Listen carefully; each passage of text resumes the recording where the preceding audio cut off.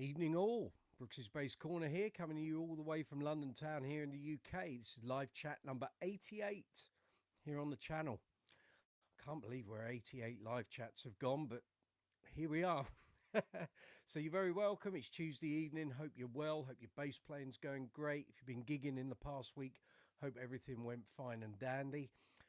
You're very welcome. If you're a bass player, definitely come on in. We do this every Tuesday night here on Brooksy's Base Corner. So we're transmitting around the globe on YouTube. So we're on the StreamYard platform on YouTube, of course. And I just need to click on something here. Just bear with me a moment. Just checking on something. There, stream health. We're healthy. Good. I thought the broadband connection might be playing up a little there.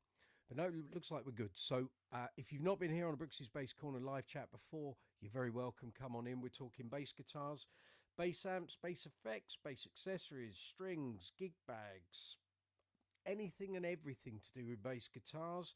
Talking great bass players, albums with great bass players on. We've got two chat topics tonight. Normally we do one. We've got two tonight. So the first one, as I remember to put the banners up, of course, which would be great. So the first one we're going to be talking about, and I'll come back to this in a moment, get through the housekeeping first.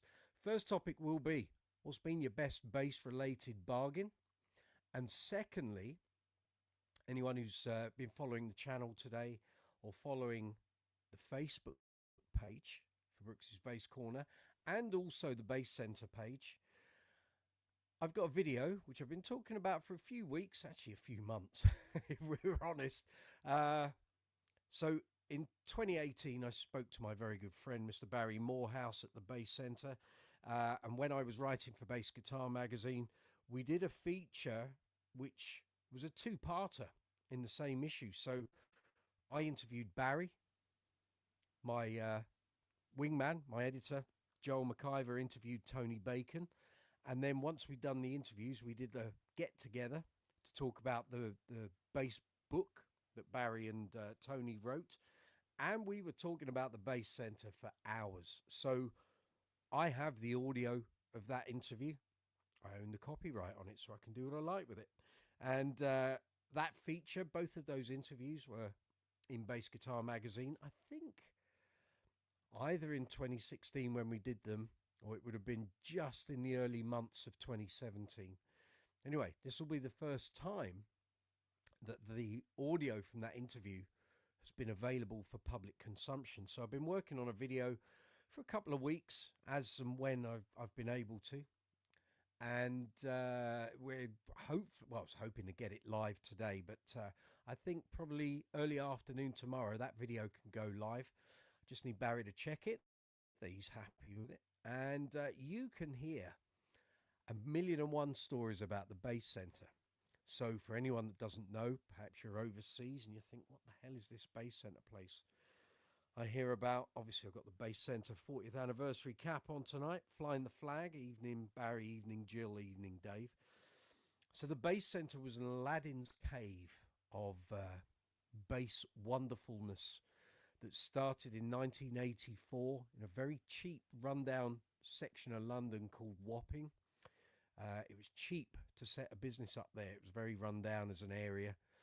And over time, it became very gentrified, and eventually the Bass Centre moved from its spiritual home in Wapping, opposite Wapping Tube Station, and it went to the Square Mile near Liverpool Street.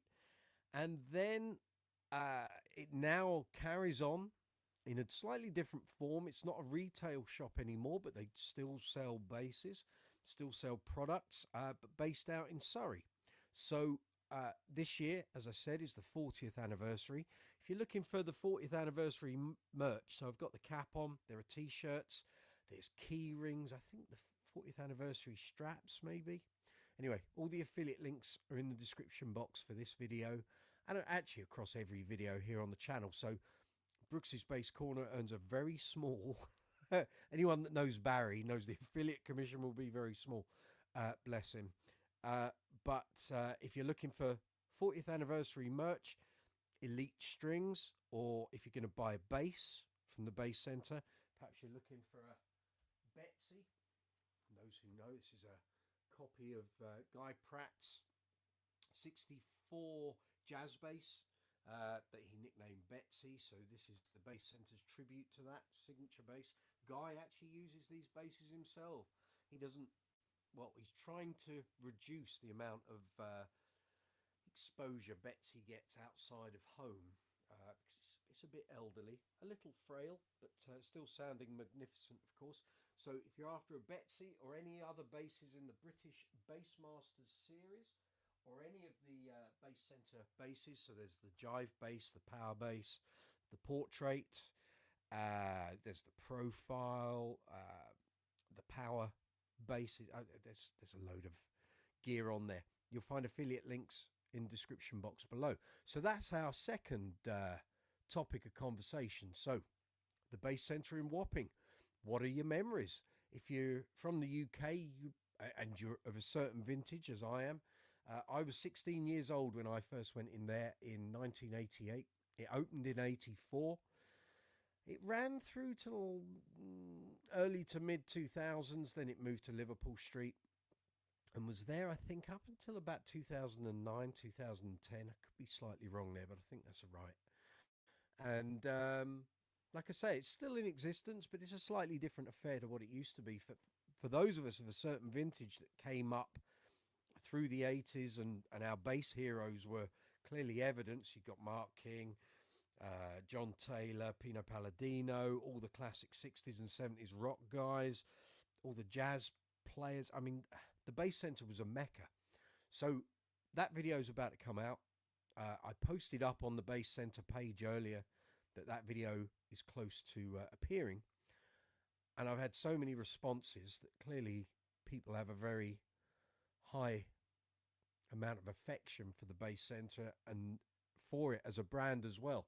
So if you have memories, maybe you, like I, spent many hours in that shop, met some of your idols, met some of the staff, of course, and probably said hello to Barry. I met Barry on the very first day that I went in there in it was late August, early September 88. I'd gone to Wembley Arena to buy tickets for Level 42's Staring at the Sun tour, and did some shopping in town, and then thought, I've got to get to the bass center. I haven't been. It was almost a year since I'd taken up bass, and I met Barry there, and he said, whatever you want, lads. I had my cousin with me. Whatever you want, lads, whatever you want to try, just plug in and off you go. So we did, and that level of pleasantness, I think, would be a good description, carried on every visit to the bass center. Use what you like, try what you like. Got any questions, ask us. If you want a coffee, let us know. I spent a lot of money in there.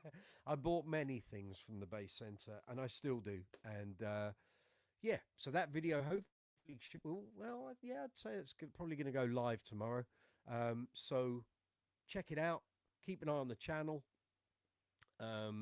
If you're subscribed to the channel or you've got notifications turned on, you'll get an alert that is going live. So check it out. And if this does really well, I've already preempted by asking Barry, would he do an up-to-date interview? Obviously, this interview dates back to 2016. So we're 8 years on.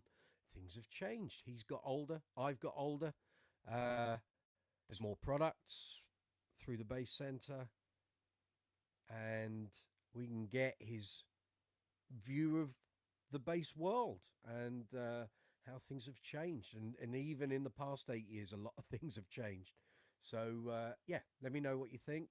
And obviously here we're on the StreamYard platform. So if you want to come live onto Brooksy's Bass Corner, you don't have to just converse via the live chat window, which you'll see on the right hand side of the screen, or if you're on the mobile app, it's directly below.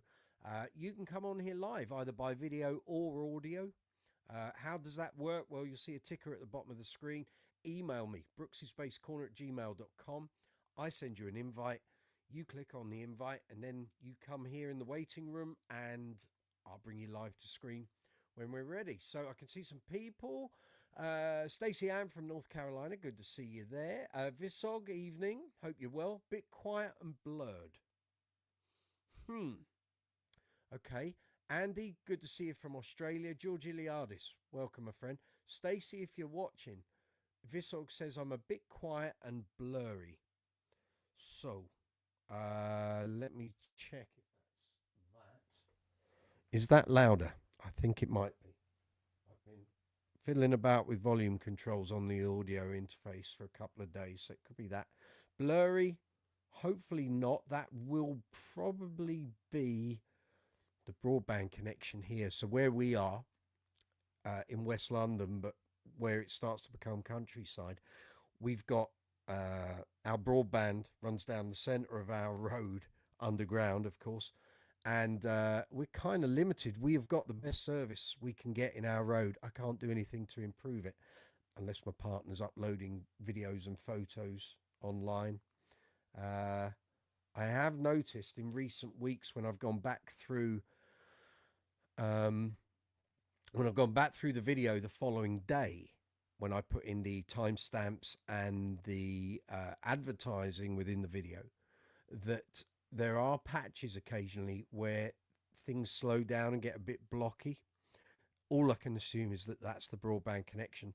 And again, if I've got other people in the street all on broadband all at the same time, Lord knows we've all got a million devices these days, that will affect it. So hopefully, I've seen BT doing a lot of work around here lately, and laying new cables and what have you in the vicinity. Hopefully we're going to get a faster connection very soon. So fingers crossed. If anyone can tell me now, is the sound louder and has the blurriness gone? So let me know. Okay, so for people first time here on Brooksy's Base Corner, you're very welcome. This is the live chat. We do it every Tuesday. We're going up until December the 17th. The only Tuesday when we won't be doing it will be December the 10th, and we're going to do it the following evening, December the 11th, because I've got an ABBA tribute show in a theatre on the 10th. William Derbyshire, yes, that's a bit better sound-wise. Thank you, Bill. Let's just turn that up another little notch. Is that better? Is that better? I've just pressed a few things on here. Hopefully that works a bit better. So yeah, if you're first time here on the live chat, this is the video window. If you're on the mobile app, directly below is the live chat window. If you're on the desktop version, it's to your right on the screen. Sorry, I'm going to opposites. Gareth Harrison, good to see you. Hope you're well. So there's the live chat window. At the bottom of the live chat window is the text box. Put your pointer, cursor, arrow, whatever you use, in that box. Type your message or comment or question, press send, it'll appear here in my live chat window. Then I can respond. Next to the comment box is an emoji icon. Feel free to give the whole conversation loads of emojis. It helps the video within the algorithm. The algorithm, oh, that's my mum. Hello, mum. That makes the algorithm think you're enjoying the video and you're getting involved, which is fabulous. Next to that, you'll see a rectangle with a dollar symbol. That's called Super Chat.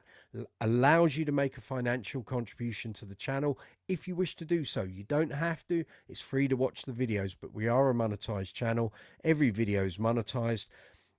Your donations help to fund the channel, help to fund the StreamYard subscription, sort all the hardware out.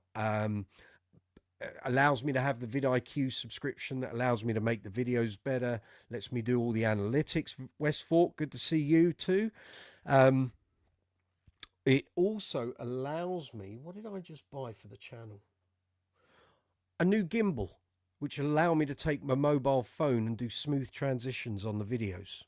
Rather than me trying to do it by hand, I'll be able to do all sorts of video movements when I'm doing reviews and demos and interviews and all that sort of thing.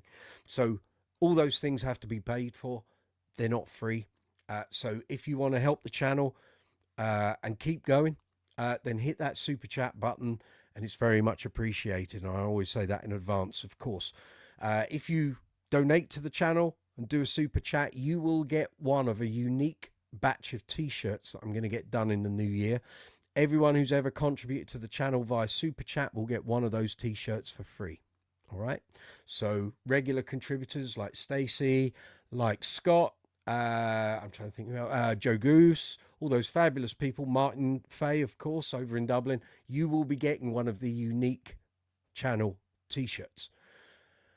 So underneath the video window, you've got a row of icons. There's a thumbs up and a thumbs down. Please give the video a thumbs up. It makes a huge difference. And thank you to everyone that gave it a thumbs up after last week's video. Jerry Blair, good evening, good to see you.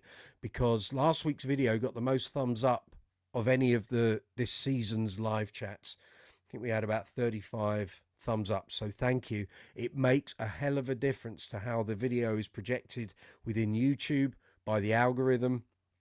If you're going to give it a thumbs down, don't like the video, then please leave a comment in the comment section.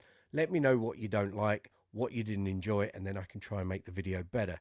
You'll then find a share arrow, so you can share this video out to social media, email, websites. There's a save button, so you can download the video to watch at a later date. There's the shop icon, which takes you through to Brooksy's Base Corner merchandise. I haven't got any on for a change. I've got Base Center merch tonight and a very natty Atari t-shirt. So that's not my my regular channel merch, of course. You'll also find there a love heart with a dollar symbol in. That's called Super Thanks. So it works exactly the same as Super Chat here on the live chats. And that exists on every video here on the channel. So if you hit the Super Thanks button, you can donate to the channel. Perhaps you'll watch a video and find something useful or some information or some advice that really helps you in your bass playing. You can help the channel. Hit the Super Thanks button, or if you're here on the live chat, hit the Super Chat button at the bottom of the live chat window. Donate to the channel, and it really helps keep everything sort of rolling along. That's the icons. Underneath that, you've got a description box, so you will find in there timestamps from 12 o'clock tomorrow. Those allow you to zoom through the video if you want to. The timestamps correlate to the things we talk about, the questions that you guys fire at me, things that we discuss. So if you're after a particular piece of information, you can go in the description box, see what we're talking about, click on the link, and it will take you straight through to that section in the video. You can also do it via the timeline at the bottom of the screen where the play, pause, volume section is. You'll see the timeline and various little notches in it. Those correspond with the timestamps in the description box. So if you want to jump through to something particular on the video, if you're watching this or catch up, that's how you do it. Underneath the timestamps, you're going to find affiliate links for the Bass Center, as discussed. So 40th anniversary merch, Elite Strings, British Bassmaster Series basses, all the other basses that the Bass Center sell, various other bridges, gig bags, merch, some Tech 21 stuff. They got all sorts. Go and check out thebasscenter.com. It's fabulous. But do it using the affiliate links in the description box. Anything you buy through the affiliate links, whether it's the Bass Center, Top Cashback, StreamYard, vidIQ, Amazon, Gear for Music, Andertons, or Thomann, helps the channel. Can't reiterate that enough. And thank you to everyone who's been buying stuff through the various retailers, because I'm getting the analytics back and you guys are buying stuff. So thank you very much in advance. So I'll mention that again. Affiliate links for the Bass Center here in the UK. Top Cashback. If you shop online, you want to earn some money back on your purchases.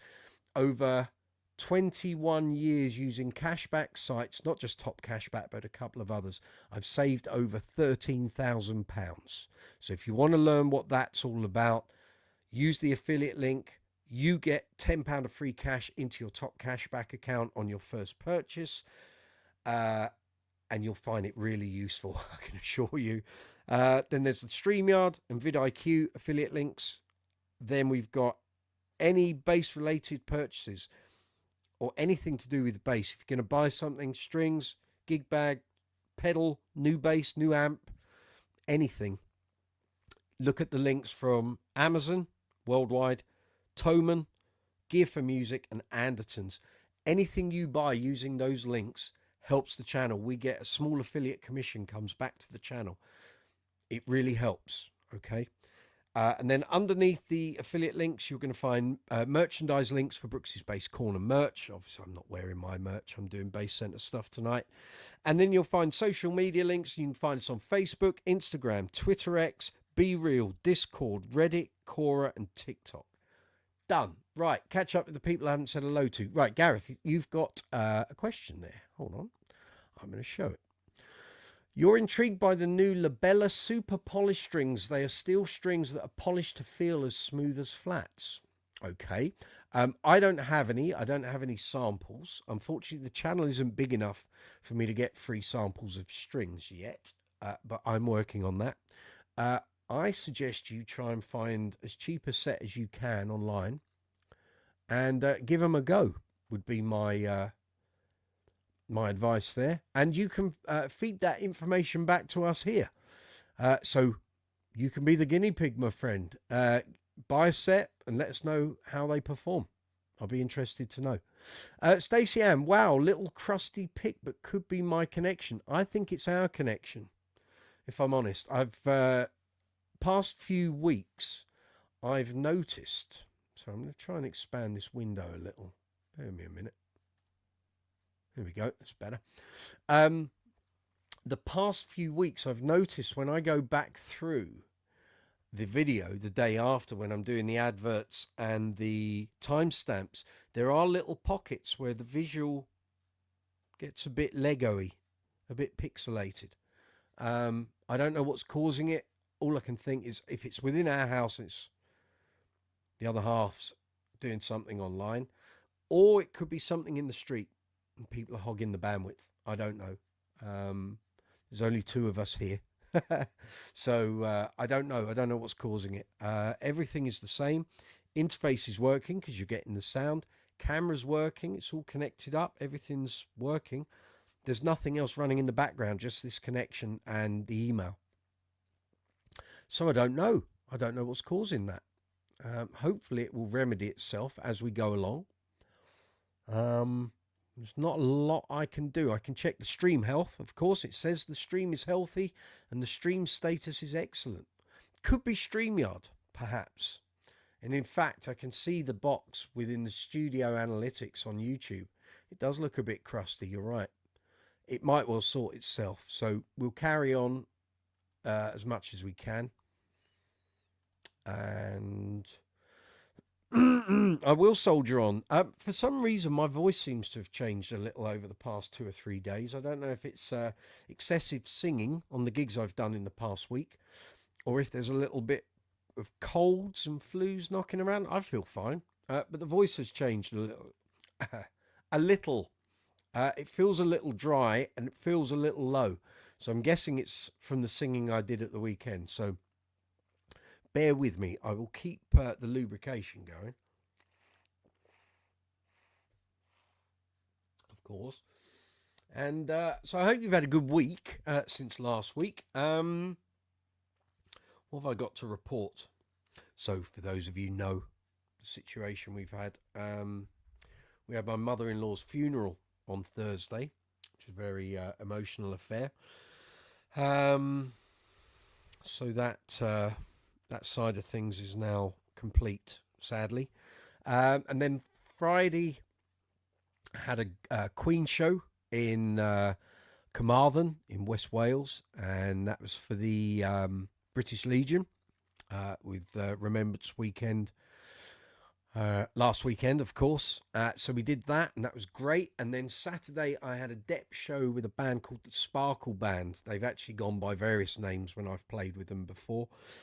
And those of us that were on that gig in Norwich were actually the B band for the night. The A band were performing at Rag and Bone Man's wedding.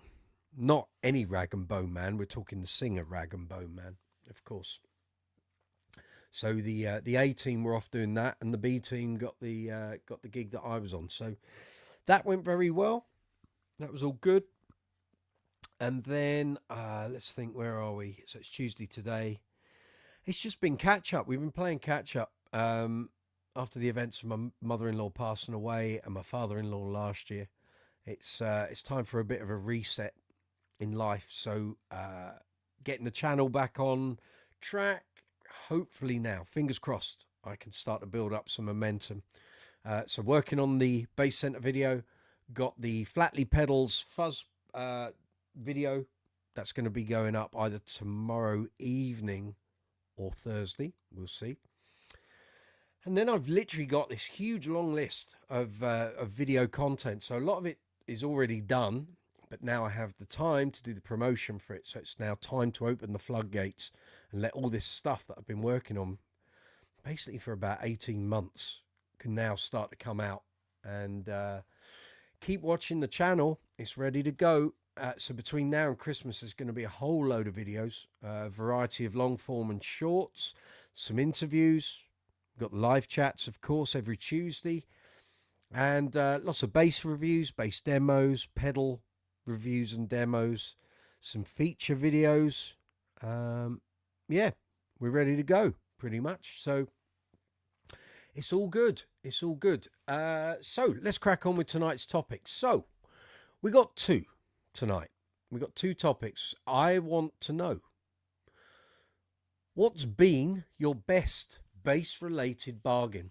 What have you bought in your time as a bass player? Either it's been really cheap, really good value, maybe you got a fantastic deal on something, maybe you bought a whole load of gear in one place and they gave you a big discount, maybe you bought second hand and got the bass of your dreams and found it really cheap. Maybe the seller didn't know what they had. I've got several several examples that I can recount. So I got my T bass, one of the original T basses made by Status and Trace Elliott for Trace Elliott's 15th anniversary in 1995. I had a general production model T bass in seafoam green, and it had a rosewood fingerboard. This was 2000. I really loved maple fingerboards, but I got this bass, funnily enough, secondhand from the bass center, but it had a rosewood board. At the time, I was being a bit snobby. I wasn't a fan of rosewood boards. Changed my outlook on that now. And I kept my eyes open for a fretless one. Sorry, for a maple board. And what I was going to do, if I could find a maple board, I was going to defret the rosewood on the other one. So I bought that in October 2000. In February, March 2002, someone posted up on Loot, which was the forerunner to Gumtree over here, and it was paper based and online at that point as well, that they had a T bass, green, maple neck, gig bag. I can't remember. I think it was £285. I assumed it was a seafoam green with a maple board. I arranged to meet the guy. I go and meet him. I think I met him over near Canary Wharf or Canada Water, somewhere like that. And so he pulled the bass out of the bag, and as soon as I saw it, I knew exactly what it was. It wasn't seafoam green, and it didn't have a maple fingerboard. It had a rosewood board. But what it was one of the original models for the 15th anniversary. So basically, Status and Trace Elliott produced 15 4-strings and 15 5-strings in racing green, tortoiseshell plate, made by Status. And he pulled it out. Now, unfortunately, I say unfortunately, I'm going to pull it out of the bag. I'll show you. So, get the geek bag right, Mike. Otherwise, you're going to be doing this for a while. It's not that one. Okay, just bear me a moment, folks. It's not that one. No, it's there. So, I still have the bass here. Very limited. This is number 11. 15. So I'll just bring that banner off. Just bear me a moment. Here we go. So here it is. This is the same bass from that day, 2002. On the back is the number and what have you. So it doesn't have the tortoiseshell plate on the front. It buckled as tortoiseshell tends to do. The back plate's on, so you can imagine how nice this looked with a front plate that looked like that. But as you can see, that one started buckling as well. It was like that when I got it. So I replaced it with this sort of white black pearloid, looks like ice. But anyway, now you'll see on the front, it's already been dinged and scratched. It's got loads of dings and scratches all over it. Unfortunately, the previous owner and potentially other owners before him didn't really look after the base, so it's banged and dinged all over, sadly. But it's racing green, rosewood board, 2-band EQ, a super jazz basically. This was the first base to have the monorail bridge units, certainly from Status, possibly from other manufacturers as well. It's got the angled 3D headstock, of course, you can see, which makes tuning a little easier. But the base is great, but the previous owner, it's got a fag burn on the headstock, and he took a black pen, this is ridiculous, and it's got that angle there, like a beveled edge, and he drew a black line with a felt tip pen. But unfortunately, I don't really want to get this resprayed because it's got all the original stuff here on the front, and it is original aside from the plate, and one pickup has been replaced because it went microphonic. This is the same as it was when I got it. So yeah, so that was a bargain for me, 285 quid, which I was very happy with. And I don't even know what it's worth now, because this run of 15 4-strings and 15 5-strings do not come up for sale very often. The last one I saw was probably, it's got to be 2003, 2004 on eBay, and it was going for close to about 1,800 quid. I don't know what they're worth now, and we're further down the line. Next year, that bass will be 30 years old. But anyway, it's great. I don't think I've got another bass that's as loud as that. It really is like monstrously loud, but a lovely example. And because it's bashed and dinged, I'm not so precious about it. So for quite a number of years in one of my old covers bands, I used to use that all the time. So that was one bargain, I think, for me. Another one would have been the JD that I managed to buy for £275 in 1998. Sadly, that bass had issues. So it had a very wonky neck. It was from 1986. It had 2 or 3 splits in the ebony board. And the guy I bought it from had clearly taken the preamp circuit out, put it in a bass that he had made, and put some bodged little circuit thing in the JD, which I didn't realize until I got it home, and I ended up having an EMG circuit put into it further down the line, but it wasn't the same. But I just couldn't get on with the neck. It was dreadful. It was a Series 2, and I wanted it to be fabulous, and it just wasn't. And so I moved it on in 2002. But at £275, it was quite a bargain. So I was very pleased with that one. And then the bargain of all bargains is, and I've got that bass, is in the other room, sorry, is my Ibanez ATK, which cost me £3 in 2014 from eBay. The story with that was, I think I've recounted it on here before, and it's certainly on the bass collection video. I had come back, I'd flown back from Israel when I was doing my month trips to Eilat, and a couple of times my Status Empathy had gone walkabout on the return journey because the security services at Tel Aviv airport always got their knickers in a twist, because that bass had batteries in, it had LEDs, lots of circuitry and what have you, and it always gave them the willies. So that bass would always disappear off, and I would just have to have my fingers crossed that it made its way back to me. Anyway, in 2014, it went on its travels, and after 5 days, the bass didn't return. And I thought, I'm not doing this anymore. I'm not taking really nice basses abroad. And you don't know if they're going to make it back. They might get damaged. Anything could happen. Someone could just pick it up and walk off with it. And what am I going to be able to do? So I started to think about buying a cheap passive jazz bass and using a John East circuit, but housed in a pedal. At the time, he'd built a couple of these he'd done one for Dave Swift, and he did one for someone else, and someone was telling me about it. It was on here a couple of weeks ago. Someone told me that someone they knew had a couple of these pedal. Oh, it was John Giblin. It might have been John himself. John East told me that he made a couple for John Giblin.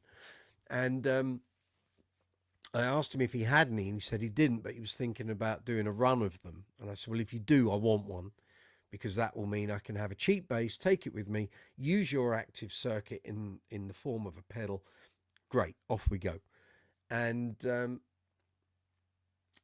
I didn't stick to that idea for very long, because I started having a look on eBay, and this Ibanez 80K popped up. Now, I'd always been a fan of them, never owned one before, but I was a big fan, liked the sounds.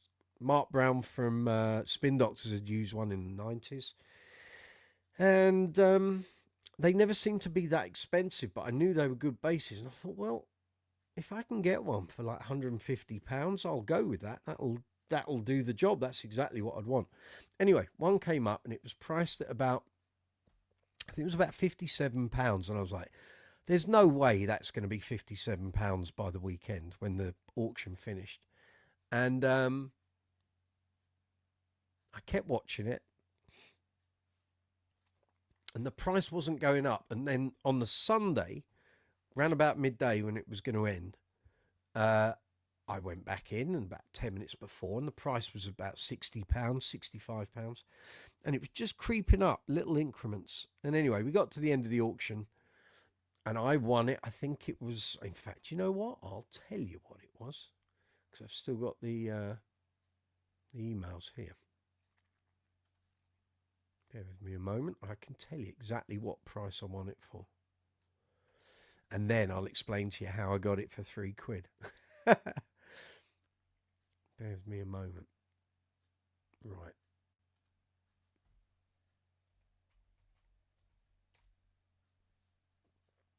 Okay. Here we go.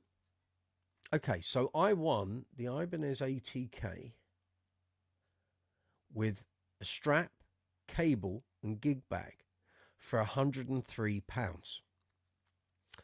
And that was November 23rd, 2014. So, about an hour before that auction finished, I got an email from Nectar Points, which is like a loyalty point scheme we have here in the UK if you shop at Sainsbury's and other retailers. And that email said, and I can remember it, it said, if you spend up to £100 on a purchase on eBay, we will give you £50 in points back. Now, thankfully, on my card at the time, I think I had about £160 in Nectar points, just sitting there accruing. And so I thought, right, well, that's not bad. So I can use £100 of points and get 50 of them back. So basically, the base is costing me £53, not 103. And lo and behold, when I paid for it, I got my £50 in points back. But all I actually had to put on my credit card was £3. So as far as I'm concerned, that base only cost me £3. So that's a veritable bargain as far as I'm concerned. So let me know what have been your best bass-related bargains. So here on the messages, I can see, Andy, you got a 77 Stingray for 1,200 Australian dollars. Well, that's quite a bargain, sir. Well done. Well snagged. West Fort, you got a Status King Bass Standard bolt-on. Okay, very good. Can I ask how much you got that for? And when did you get it? Because if you got it at the time when they came out, they will have appreciated. So you may well have got quite a bargain there. Gareth Harrison, you got a Mark Base Little Mark III and a Mark Base 410 for 350 last year, as the person you bought it from was moving abroad 2 days later and needed to get rid of it. I think you did rather well there, Gareth Harrison. Well done. Very good. Russell Zorner, good to see you. I always get bargains. I'm a player grade sort of guy. Excellent. Excellent. Last nice grab was a Fender Prophecy 2 in Ash Antique Burst, $450 all in, with original chainsaw type case. Wow, wow, wow. Well done. I can see Westfort has just responded. €2,000. Well done, sir, for the King base. Very nice. Very nice indeed. Russell, people building discount status bases while the PVG bases got cannibalized. Well, I mean, all the statuses now are changing hands very, very expensively.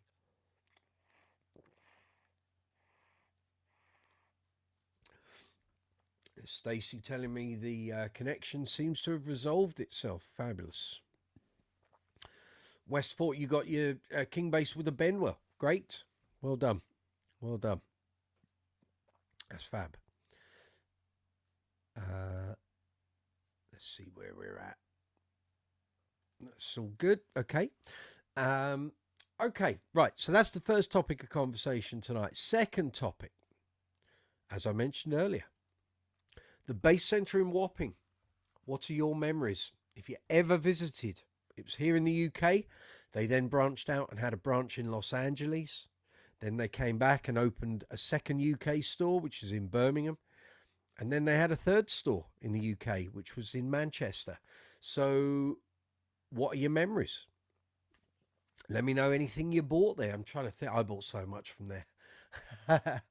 Oh, gig bags. I bought my Music Man Stingray, the X Mark King model. I bought Bayer Dynamic wireless system, which is there in the rack. I bought that T-Bass from there.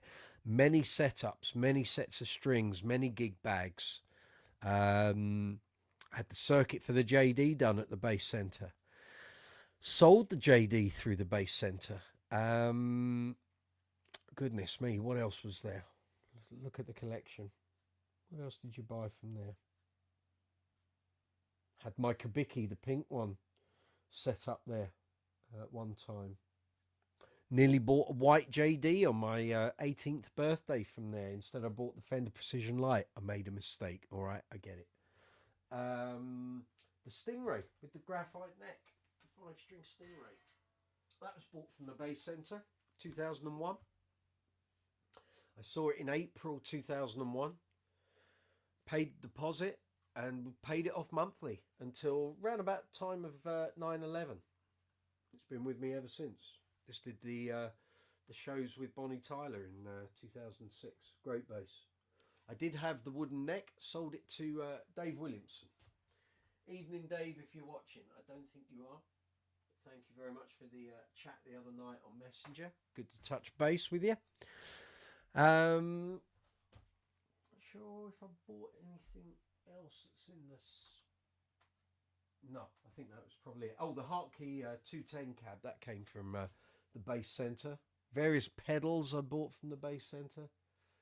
Tuner pedal, Boss synth pedal, books, magazines, DVD. I spent fortunes in there, but it was fabulous. It was truly a one-of-a-kind place. Nowhere in the UK has matched it, and it was so of its time, but it was the only place you could go to get a lot of the exotic brands and stuff from overseas, because they brought it in. They became distributors in the UK for many, many brands, basses, amps, accessories, the lot. And it's much missed, I have to say. Even when it went to Liverpool Street, it wasn't quite the same place.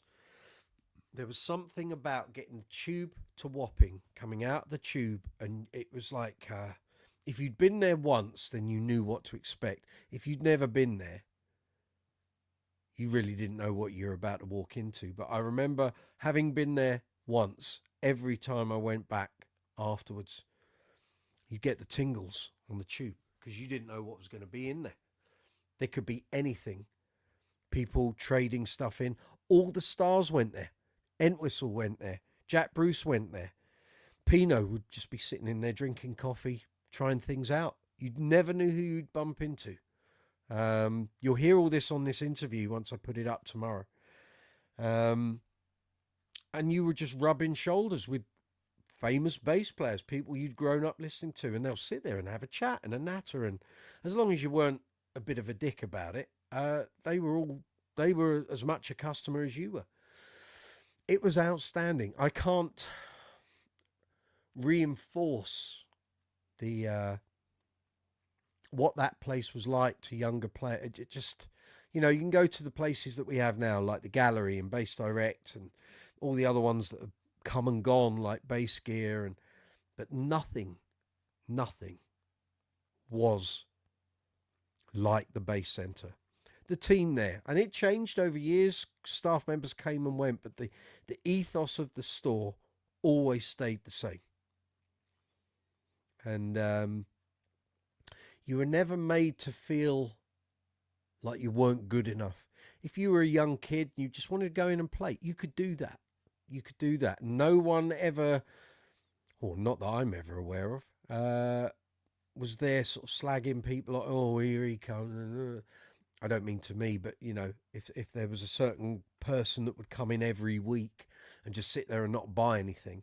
But I never heard the staff sort of moan about people, but then I wouldn't. I'm a customer, not a staff member. I'm sure they had their own stories and stuff, but it was just a really great place just to hang out. You know, if you were in town gigging or doing something, you could just pop down there for half an hour, have a coffee, have a chat, touch base with the lads, and on your way.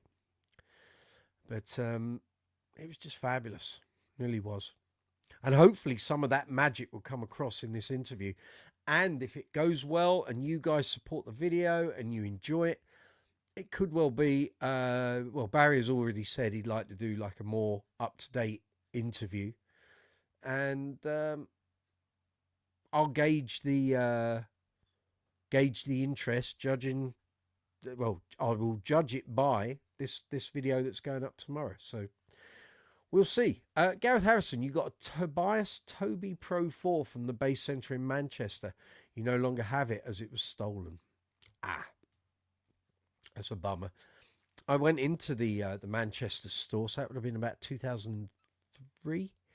I was there. My partner was on a trip with Fujifilm at Manchester United for the day, and unfortunately, I wasn't allowed to hang around. But I had to go and do shopping. So I thought, right, well, we'll go to the Bass Centre then. And it was small. I didn't realise it was quite as small as it was, but it got a very friendly welcome, and it was all good. It was all good. The work ethic had carried over to that branch, so it was good times. Good times.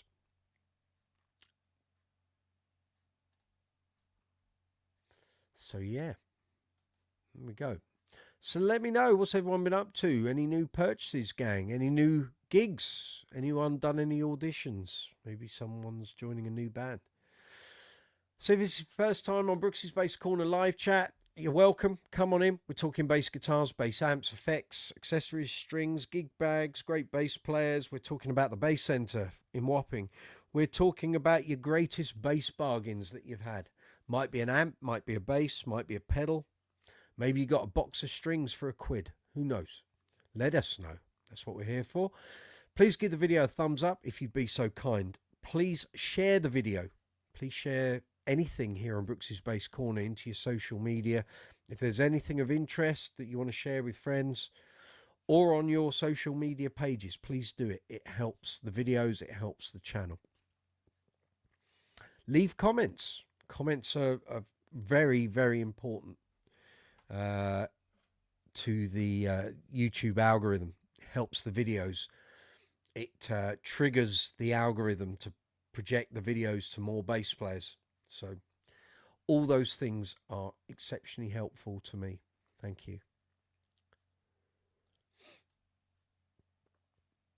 So let me know. We've got Black Friday coming up, of course. We'll be doing Brooksy's Base Corner Black Friday Superstore.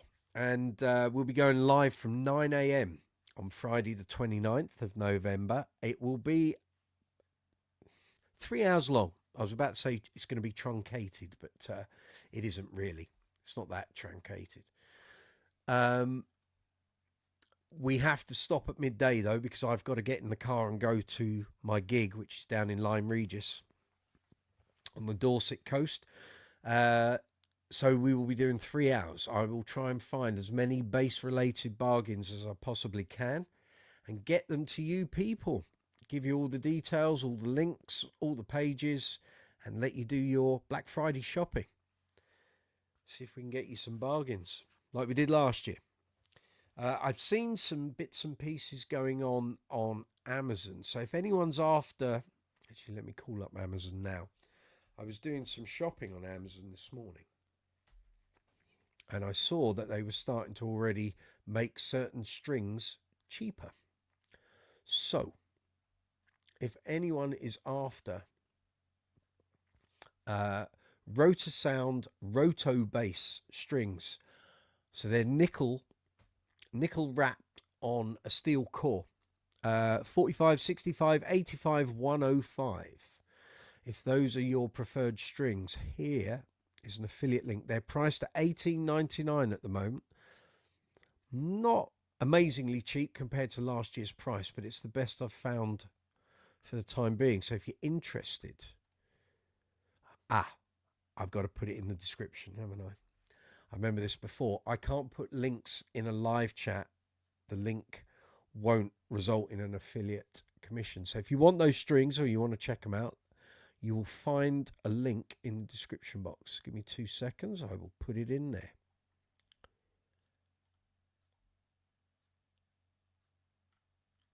And I will put it, it will be just under the affiliate purchase links section, just before the base center. Okay, so I'm putting that in. So if you want pink rotos, 4505 gauge, let me get the description.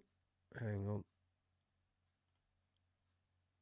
let's do that. There we go.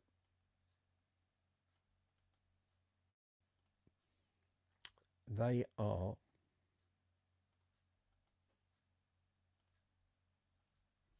there.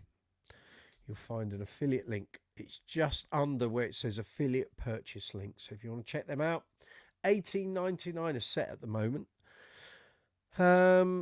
If you want the mediums, which are 40/100s, they're £17.81. So I can do those as well. Lowest price in 30 days, apparently. I'll put them there as well. So if you want a set of those. But I would imagine by the time we get close to Black Friday, there will be a lot of string deals going on Amazon. And I will check all the other retailers as well, of course.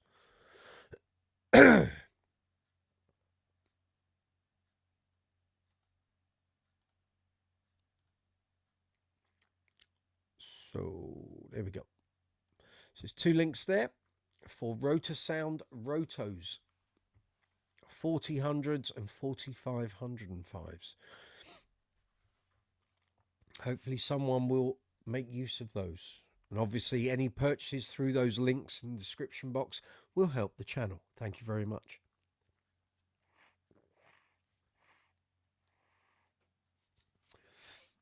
Bill Derbyshire, it's very true what you said about when it went to Liverpool Street. It wasn't quite the same.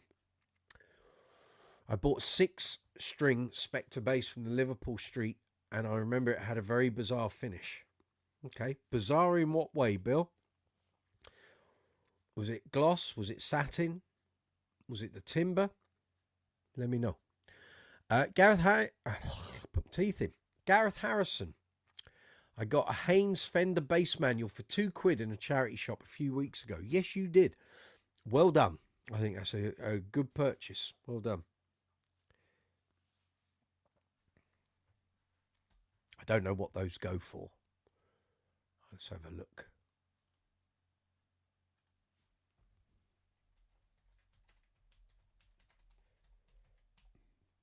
On Amazon, it goes for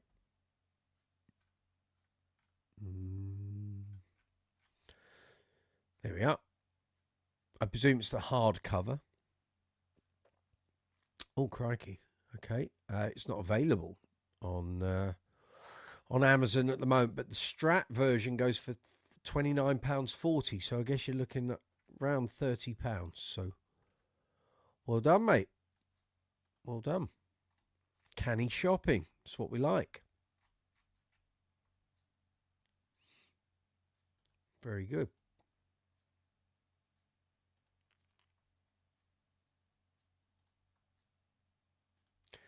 So yeah, any bargains I can find for you fine people, I will get them on Black Friday and get them out to you as quick as I can. And in fact, let's just see if there are any other Rotor Sound string deals. Might as well.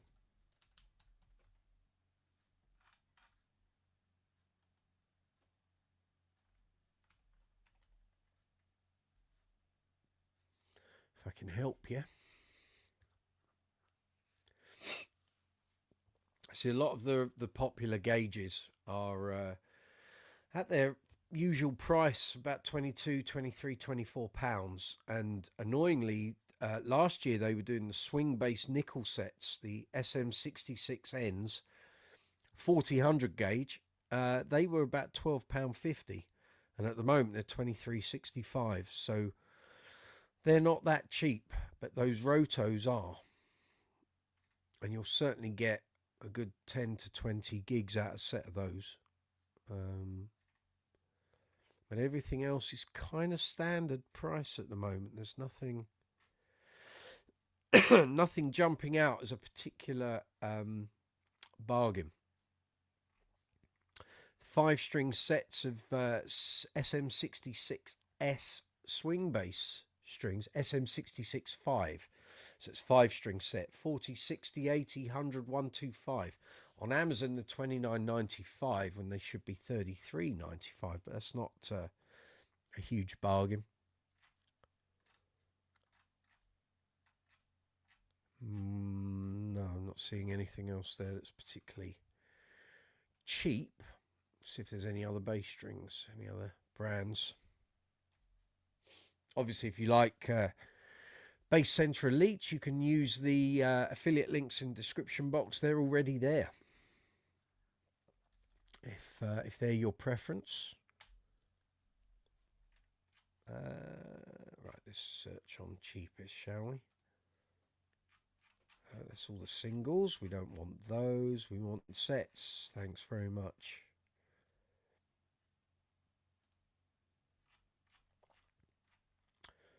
No singles. That's no use, is it? We want sets.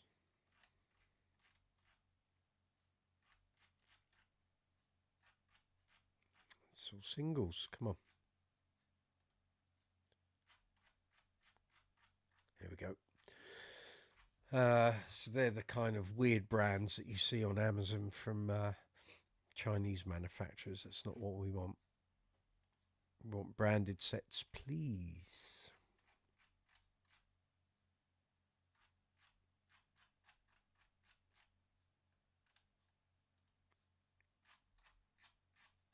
Come on. Once the price starts jumping up, then we start to see them.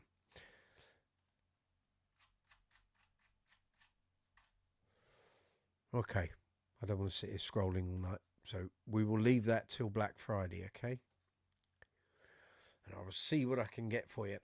Bill Derbyshire talking about the Spectre bass. It was some holographic finish. Yes, I know the one you mean. As you could never pinpoint what colour it was. I know exactly the bass you mean. Have you still got it, Bill, or have you sold it? They're actually worth a fair bit because they were a limited run. I do know someone who will know exactly what that is.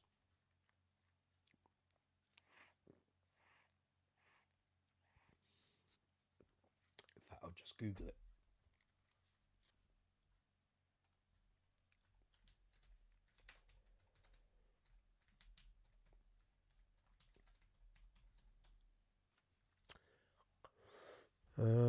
It was called the Spectre Hollow Flash. I know exactly what you mean. Just seeing it here on Google. It looks like a rainbow in the finish as you move over it.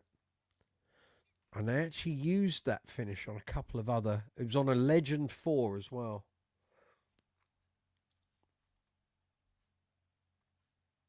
Yeah. Actually, I think it might have just been on the Legend range. Yeah, a funky finish for sure. Okay, there's one on Reverb at the moment going for 405.21. Not bad. So yeah, so we're two-topicking tonight. So we're talking about your best bass bargains. What's been your best bass-related... Let's go again. What's been your best bass-related purchase? Did you get something for a snip? Was it a steal? I don't mean did you steal it, obviously. I mean, was it a steal? Let us know. And also your memories of the bass centre in Wapping. I've got a video coming out tomorrow. Interview with the man himself, Barry Morehouse, the man who started the whole thing. The interview dates back to 2016, so it's 8 years old. But there's some absolute gold dust in there. I remember the interview clear as day. I remember doing it. We were in a very nice Indian restaurant in Paddington, and it was myself, my editor, Joel McIver. We had Guy Meredith, the advertising accounts manager from Future Publishing. We had Barry Morehouse, of course, and we had Tony Bacon. And it was a really nice, it was a lovely meal.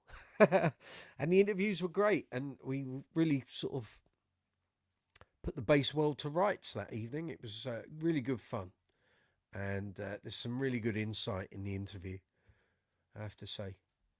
And some great stories, which you'd expect, you know. And if it's popular, if the video's popular, hopefully we'll be doing a bang up to date interview with Barry very, very soon. And I can build on some of the things that are in the video that's coming up. And we can get an up-to-date take on where he thinks bass is and where's it going and everything that's going on. Bill Derbyshire. Unfortunately, that bass is long gone.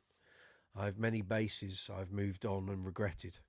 See, I haven't moved many on. I think I've moved on about 14. I think. In fact, let me try and work it out. Marlin, Honer, JD, Stingray, Status, T-bass, Green Day bass, jazz bass. Might be 9. Actually, maybe I've got that number wrong. But yeah, I tend to keep what I buy. I know what I want to buy and I keep hold of it. Although now with the YouTube channel, a lot of what I buy is going to get featured in videos. So I'm not that keen on moving stuff on because I'd hate to get rid of something and then think I need that. So I try to keep hold of what I've got.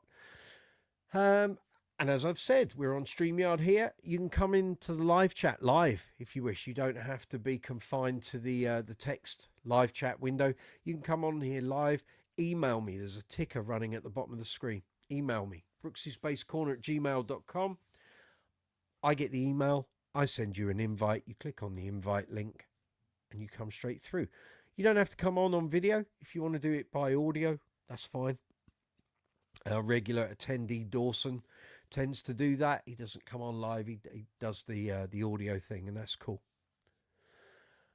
So yeah, so here we are, Tuesday evening. It's 9:05 here in London, here in the UK.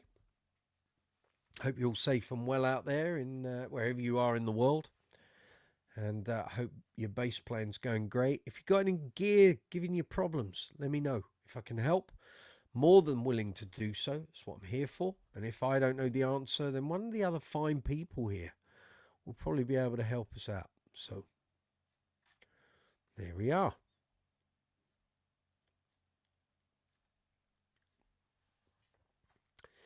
So yeah. I can actually share my screen if you want to see some of the pictures that are going to be part of this video. Let me see if I call up some of the interesting nuggets that are in this. So that's the folder. There we are. Leading up to tonight's live chat, I've been scouring the internet for about 6 hours. Well, no, not 6, 4 hours today, on and off. I could not find an original picture of the outside of the base center, and I was sure I'd seen some online in years gone by, but Google searching, looking on YouTube, looking on social media, couldn't find anything. And about half an hour before we went live this evening on this live chat, I was on Facebook and I was replying to messages that people have been posting on the Base Center group, and suddenly, for some reason, I started looking in the photos section of that page, and lo and behold, I found exactly the photo I wanted. So for anyone who didn't get to go to the Base Center as it was, I can show you what it looked like. And now I can't see where that picture is. There it is. So now it looks like it's not that. It's not that. It's not that. Let me just find it. So, okay. If I show you this picture, it'll give you an idea. So let's just fire that up. So this is what it looks like now. Now, my memory doesn't recollect that it was on a corner, but that's probably because I never went to the corner. And actually, once you were inside, you didn't quite realize how big the place was. So the fact that it was on a corner now makes sense to me, but I never got that far. I just went to the front door and in you went. So let's click on this. So I want to share this. So this is the Base Center now. So the front door is actually, or what was the front door, is probably roughly, there's a car in front of the white car. And that building there, the front door would have been along there. Now, like I say, I never got to the corner here where the junction is. I literally went in the front door and that was it. You were in. Now they're flats, property. That's why the Base Center had to move. Now, let me show you what the place used to look like. So I only found this picture literally a couple of hours ago. And it shocks me because this is not my memory of it. But clearly, over a 20-year lifespan, this is what it looked like at some point. So where is that picture gone? It is. There it is. So this is what the Base Center looked like outside, okay? It's not very glamorous, so get ready. And I think it changed. The thing you're going to see on the wall, I think, moved. I don't remember it being to one side of the door. I thought this went over the door. And I'm sure it was a little more glamorous than this. Not much, but I'm sure this must have been an early photo. Now, the photo dates from any time after or from 1987. So I don't know what it looked like from 84 to 88 because I only went there in August, September 88. But anyway, this is what it looked like. Bear with me.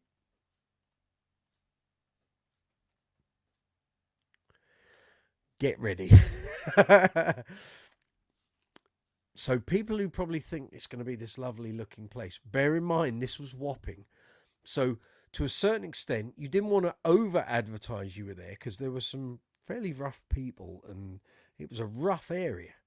But anyway, this was the base centre on Wapping High Street. That's it. And yes, that is one of the Mark King cutouts from the Running in the Family video. But I don't remember it being to one side of the door. I always thought it was directly in the middle above the door. So, yeah, I don't know when that photo was taken, but obviously it was after the Los Angeles store was open. So it's got to be, and the video was 87. So it's from that any time after that. That was the base centre. Now, in my head, I remember there being windows there. Now, it could be that the windows were added at a later date, but I couldn't work out. So I'm going to show you another photo in a minute that was posted by Mark Gooday of Ashdown. And the photo he has taken, he thinks the property in the middle is the base centre. And I've worked out that it isn't. It's the building to the right, because if you look on this photo, where Mark King's arm is at the back of the base, around here. So going down or what is his right leg, but to us looks like the left leg, you will see some really dodgy brickwork to the left, which can only be like the house that Jack built. It's like there's some good brickwork on the far left of the picture and then some really dodgy brickwork. So I'm going to show you another picture. Like I say, I think Mark Gooday thought the picture in the mid, the building in the middle is what used to be the base centre, but it's not. It's the one further along. You can tell by the brickwork. So it is. Where's that picture? Here we go.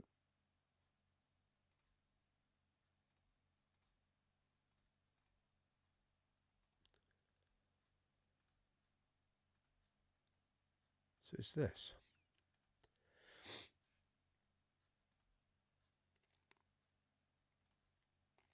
So I think Mark Gooday thinks the picture with the black car and the blue car in front is the base centre. But the dodgy brickwork is actually between the blue car and the red car, which would make the building with the brown sort of section between two windows and the orange door, that would make that the base centre. But like I say, I have recollections that the base centre had some windows at the front. So it could well be they ended up with the two properties. And I will check this out with Barry when I next speak to him. Maybe when we do this interview, although I speak to him fairly regularly. I'm going to check with him because I have a recollection that the building in the middle could well have been part of the base centre. And like I'm saying, I wouldn't be surprised if they bought both or rented both. And the building on the right was maybe the original base centre. And then as time progressed, they had the other one as well. I don't know. I'm going to check. But I do remember there being some windows. And I'm just wondering if that was it. But anyway, there we go. That's the base centre for you. So we'll see. We'll see. I will get answers to all of these things in good time.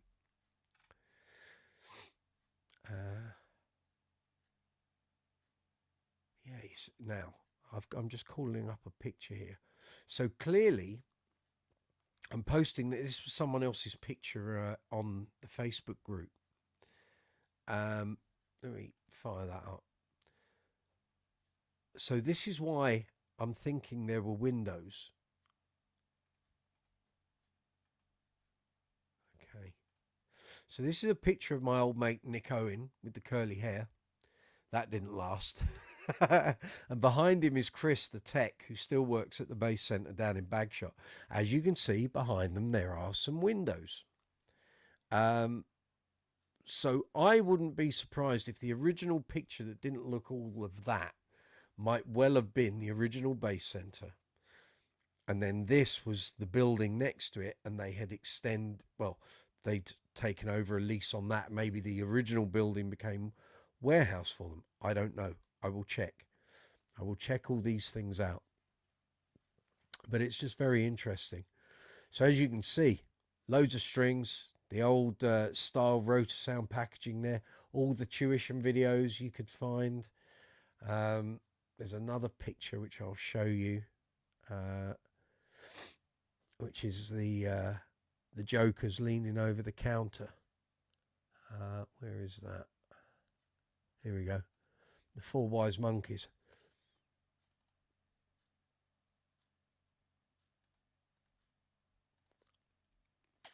So they did everything. There was no place like it. Not that I ever found anyway. Maybe one of the musical exchanges up north might have been bigger. But the Bass Centre could just get anything. So there you got Chris on the right. You got Nick next to him. Not sure who the guy next to him was. And then you got Martin Gravestock. I played at Martin's wedding in 2001 at Ali Pali. He went on to work for John Henry's in Dubai. Not a bad gig, eh? And actually, it was Martin that I dealt with on my 18th birthday when I was going to buy the white JD. And he wouldn't do it for less than 800 quid. Which, looking back, I should have just bought it, but I didn't. There we go. Not to worry. But, yeah, that's kind of how the Bass Centre looked. I'm guessing that's around sort of 95, 96, 97, probably. Happy days. Happy days. But yeah.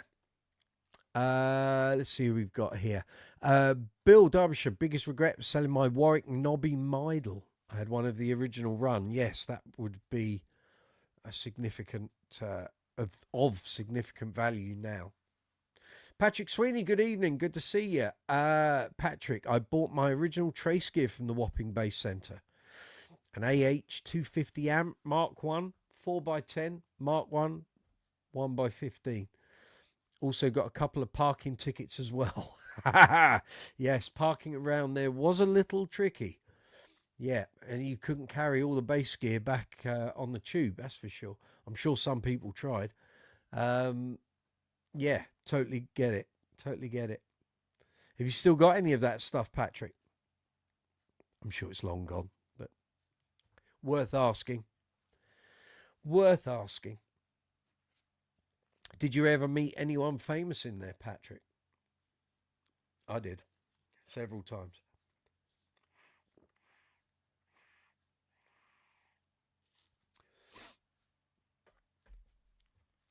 I miss it terribly. It was such a good shop. But the staff are what made it, really. And the fact that Barry would come out and just talk to you. You know, the boss of the place. He's got plenty going on. He doesn't need to be out talking to people. But he did. And made you feel very welcome. Nothing was too much trouble. And yeah, cracking place. Cracking place. Saw several bass clinics there. Because they used to get all the guys over from America. And for anyone that doesn't know, I mean, literally people from all over the world would come to the Bass Centre. And over time, word grew. You've got to remember, this was pre-internet days. You know, first 11 years really of the Bass Centre's life. Certainly the internet wasn't really a thing. You know, there were Unix servers and what have you, but not popular internet connection and email. That came later. But as Barry says in the video, the internet changed everything for him and for them, for the store. And he commented, you know, who in their right... So I got one... Someone came to him and said, Barry, we've got to get online. We've got to be on the internet. And he said, who in their right mind is going to spend £1,000 on a Music Man Stingray without seeing it? And how wrong could he have been? That's exactly what happens. People go on eBay, they buy a bass unseen. Back then, that was unheard of. You wouldn't hand over £1,000 for an instrument you haven't seen, but people, and we all know, we've all done it, you know. People do, regularly. Gareth Harrison, you met Manny from the Stone Roses and Peter Hook in Bass Centre Manchester. I bet. That would have been quite a haunt for them, I guess. Yeah. Bet they were very pleased. Meant Pete didn't have to come down to London to get his strings and get gear fixed and what have you. But yeah, who would possibly think about buying a bass unseen? Yet now it's just so commonplace, you know. Don't even think twice about it. But there we are. But there's some real nuggets in this interview. I'd forgotten quite how much fun it was that night. We had some right laughs. And actually, I reminded him of quite a lot of things he'd completely forgotten. He'd forgotten that they had a vintage room. They used to have a section slap bang in the middle of the store along the side wall, which had a jukebox in and sliding like patio doors. And it was the vintage room. And once upon a time, it's got to be late 90s, early 2000s, some joker came in with an empty case, went in the vintage room, put in a candy apple red matching headstock Jazz into the case, did it up, and walked out of the store, stole it. Eventually, it surfaced in Denmark Street and then desurfaced very, very quickly. I'm guessing they got the insurance for it, but I'm surprised more didn't go walkabout, if I'm honest, because the shop was so busy. But yeah, he'd forgotten that they had a vintage room. Completely forgot about it. And I was reminding him of things that that went on there, you know, because a lot of the time he was in the back end of the shop doing all the business, you know. As he said, we sold 11 walls in 1 week at one point. You know, Bross's bass player comes in and drops $4,500 on 3 statuses, bang, straight like that. That was the nature of the shop. If they had it in stock, you could have it. If they didn't have it in stock, you ordered it, paid the deposit, and it would come in. I mean, it must have been amazing, really. It must have been. Because in that heyday of 80s and 90s, there was so much bass exotica. Really. And people were coming in with their advances from record companies. Bass players would be given 3, 4, 5 grand. Bang, there we go. 2 basses, full Trace Elliott rig or whatever their choice of amplification was. And off they went. They'd literally bring their record company advances to the bass centre, put it down and walk out with a load of gear. And very often these people knew what they wanted, so there was only one place they were going to go and spend it. So, and they knew they had the backup of the store if anything went wrong, or if the gear broke down, or they needed spares. And yes.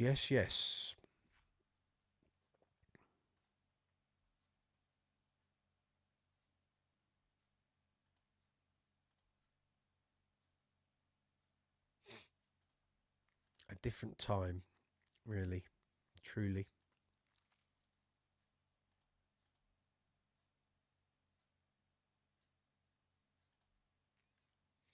So here we are, Brooksy's Bass Corner, Tuesday night, coming to you live from London, here in the UK.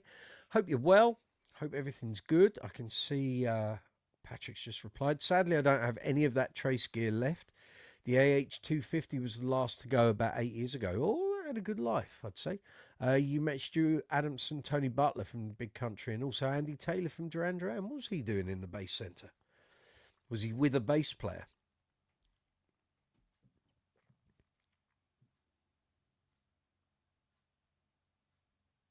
Did he have a chat? He's usually quite approachable, actually, from what I've heard. I've only met him once, which was at a Duran Duran signing in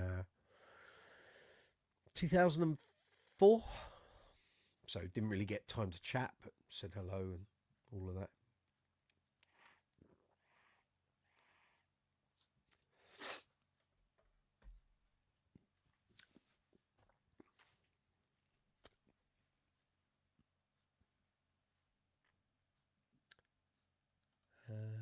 Yeah. So if you want to come on to the live chat, you can by video or audio, up to you. I need to stand on a box to get over the comments, clearly. Let's see what other nuggets. Oh, here we go. I think this is one of the earliest adverts for the Bass Center. So it only just started. You can tell how early it is because they haven't got the logo. Let me share that with you.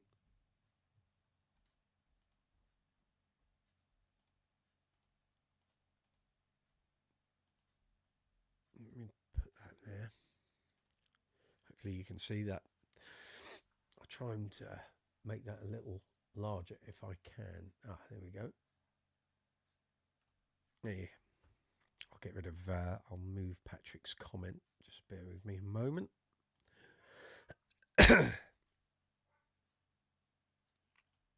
There we go. Those were the days. So that would be 1984, I guess. Polytone amplification. Amp sale. Of course, some names in there. Arian. Jeepers. Stingrays. The new graphite neck Stingray bass. The Cutlass. Discount price 750 quid. Goodness me. BC Rich. Steinberger. Walls. It's a different time. There's some good stuff there. Blimey. I was a mere 12-year-old at that point. Yeah. Let's see what other... Well, here we go. A very lovely picture of Rob Green. I think that's at a trade show, but obviously it was part of the Bass Center stand, and the Bass Center, Trace and Status all sort of working together during the heyday here. Let's show you that. There we go. Nice collection of Stati there and a whole bevy of Trace Elliott. And on the right-hand side of that, where you see the preamps, you'll see an MP11, the grey thing, which is the programmable EQ, stored, I think it was 10 presets of EQ. Every Mark King fan wanted one because he had one. Although he didn't really start using that until about 88 for Staring at the Sun. But it meant you could call in rapid changes of EQ really, really quick. There's some lovely statuses there. Blimey. All now worth a small fortune. And there's the maker, Rob Green.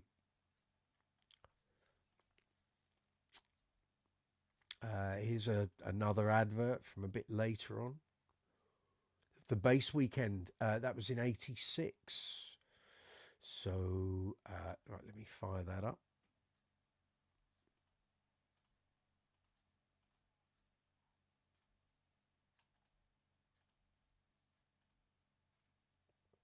There we go. I'll try and make that a little bigger for you.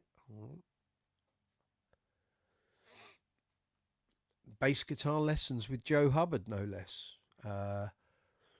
Is it Overwater? Yeah, Overwater, PV gear, Bass Center strings, JD basses, groove tubes, video, the Jaco Pastorius modern electric bass, Steinbergers, John Entwistle Master Course. That's the VHS, yeah. Session amps, I remember them. Walls, bass hire, Fraser Wyatt speaker cabs, never heard of those. Moses Graphite necks, hip shots, Status Series 2. How much is that? $12.50. Series 2000, 1095. And there you could go to the Bass Weekend 2-day course in March 86 at No Miss, no less, with Joe Hubbard, Tony Muschamp, Richard Niles, Mark Smith. 60 quid. Guests, pending commitments, John Entwistle, Jonas Hellborg, Nick Beggs, Graham Edwards from Go West and Nick Hayward, Dean Garcia, Colin Hodgkinson, very nice. Neil Murray, Pino Palladino, Kevin Powell, Norman Watroy, Paul Westwood, and many, many more. Yeah. Very good. So if you haven't seen what I've posted up earlier, I'll show you the thumbnail in a moment. Here was another advert. This has been seen in a lot of places. This was actually in the What Bass book that came out in 1988 and then had various iterations afterwards. So I'm sure a lot of us looked at this and thought, yeah, one day. Very nice photo. There's some lovely gear in there. Got a nice Series 2 status there. In the London picture, you got an Aria. There's an Ibanez. There's a Pangborn, Vigier, JD. A nice Fender Precision Elite 2. Then on the Los Angeles one, you've got a Status Series 2, Teal Stingray, 6-string Warwick Thumb, Federa, Padula, and another Wall. Very nice. Very nice. Well, I'll have one of each. In fact, I'll just have everything that's in both of those photos. That'd be fine. Thank you very much. So this is the thumbnail that will be going out. You'll be seeing this across the socials and on the channel tomorrow.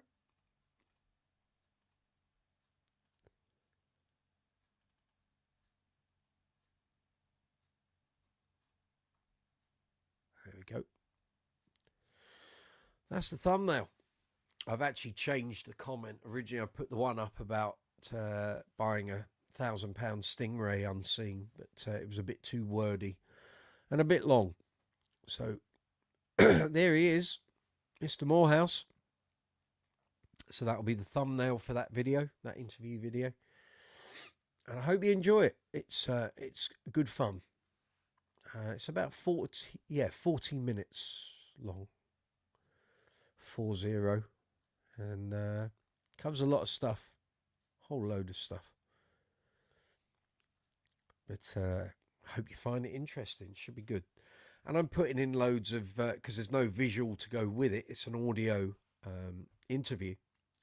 So I'm going to be adding in loads of video of Bass Center adverts, some of their photos of the stars that they had there. Some of the A4 flyers called the Lowdown that they would do every month of certain deals they were doing in the store. And second-hand gear, promotions on certain brands. You know, at one time they were selling Alembic Mark King signature standard basses for 1,200 quid. Just nuts. Crazy stuff. Crazy, crazy, crazy. Different time. It was a different time. But there we go. So anyway, like I say, that video will be going up live tomorrow, hopefully. Finish editing it up and I will unleash it.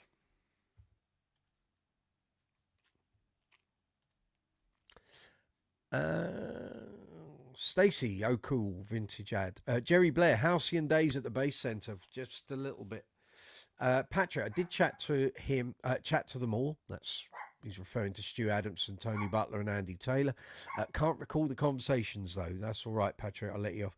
Andy Taylor was with other musicians, some sort of side project. I wonder if it was either, depending when you met him, it might well have been Thunder, or maybe it was with Then Jericho, because he was involved with Mark. Can't remember his name. Mark Shaw. Because he was producing some of that and doing guitar on it for a while. Gareth Harrison, old PV bass gear was bulletproof. It certainly was. Ended up getting a PV Mark 6 head, very good, after 2 Hartke heads went down within a month. PV gear generally is great. Always has been. It doesn't have the finesse, but it has grunt and it has power. and generally it's fairly reliable,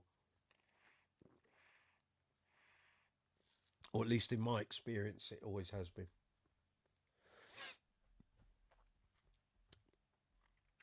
And there was one I played through. It must have been like an old 70s or 80s PV head in Bahrain when I did 10 weeks out there in 1998 on an army base, and they'd hired backline in for us. We were doing a one-off show on a day off from the bar we were playing in, and they had this old PV thing, and it had little bits of rust all on the corners, and because it was all metal fronted, it weighed a ton. But my God, fuzz, it sounded good. And at one point, I thought, I wonder if I could buy this and ship it back, because it just was absolutely amazing. It was far better than the gear that was in the place we were playing. But the rental company wouldn't sell it. And then I thought, actually, you don't need the grief of trying to get this through customs, so don't bother. And but I didn't go and find any when I got back because I had a good Hartkey rig. Patrick Sweeney, ask Barry about his bass collection powerhouse basses. I have the original prototype, which myself and Martin Sims came up with. Okay, I will ask him. Actually, we did speak about those about a week ago. I was working on this video. Actually, I'm just going to lower the camera a little. Hold on. It's like I'm literally peering over you guys' comments. So let me just lower this a tad, shall we? There we go. Go on, Brooksy. Off we go. Bit more. There we are. Lovely. That's better. Yeah, and we were talking about Martin and his basses and the fact that, you know, Barry has a range within his products of precisions with those with the super quads in. So yeah. Oh well, you've got the prototype. Very good. I haven't used mine for a while. Well, I say mine. My Lodestone, which has got the super quads in, but I will be. Needs restringing. But it sounds great. And it's got the John East Unipre in. So it can do pretty much most things. Very nice bass. Yes, indeed. Here we are. It's coming up to 20 to 10 here in London town, here in the UK. Hope everyone's good. It's live chat 88 here on the channel. Yeah. Cool. Double took myself there. Like, oh, yeah. So, if first time here on the live chat, you're very welcome. It's good to see you. We're talking bass guitars, amps, effects, accessories, strings, great bass players. We're talking about the Bass Centre in Wapping. We're talking about your best bass bargains. Maybe a bass that you got cheap, maybe a pedal you got for nothing, or maybe you found one, or an amp, or maybe stuff's been passed down to you, or who knows? Maybe you swapped something for a bass or an amp or a pedal. Let us know your best bass bargains. That's what we're talking about. All those things. We've got Black Friday coming up, so if there's anything you're looking for, let me know. I will do my research in the days leading up to Black Friday. And then we'll be doing Brooksy's Black Friday Superstore like we did last year. We'll be going live at 9 a.m. UK time on Friday the 29th of November. And I'll try and round up all the bass bargains I can find for you. Unfortunately, we have to end bang on midday because I've got to drive down to Lyme Regis in Dorset for an Uncle Funk show. And actually, I've got to do all my packing before I even start the live chat because I've got 2 gigs. Uncle Funk that day, and then we're staying over, and then I've got to go up to Clun, in Wales, on the Wales border, for a Queen tribute show that night, the following night. So it's going to be busy that day. Patrick Sweeney, Barry came down to Sims Guitars and saw my bass in there, having just had the super quads fitted, and thought, that's a good idea. Yours is seafoam green, not seafood green, seafoam green, which I don't think is available. Okay. Gareth Harrison, you saved a West Tone Thunder from going into a skip. We talked about that, didn't we? on a previous live chat. Very good. Oh, have you sought the flanger out yet? You were gonna get a flanger pedal. Did you go for it, or are you waiting? Young Gareth.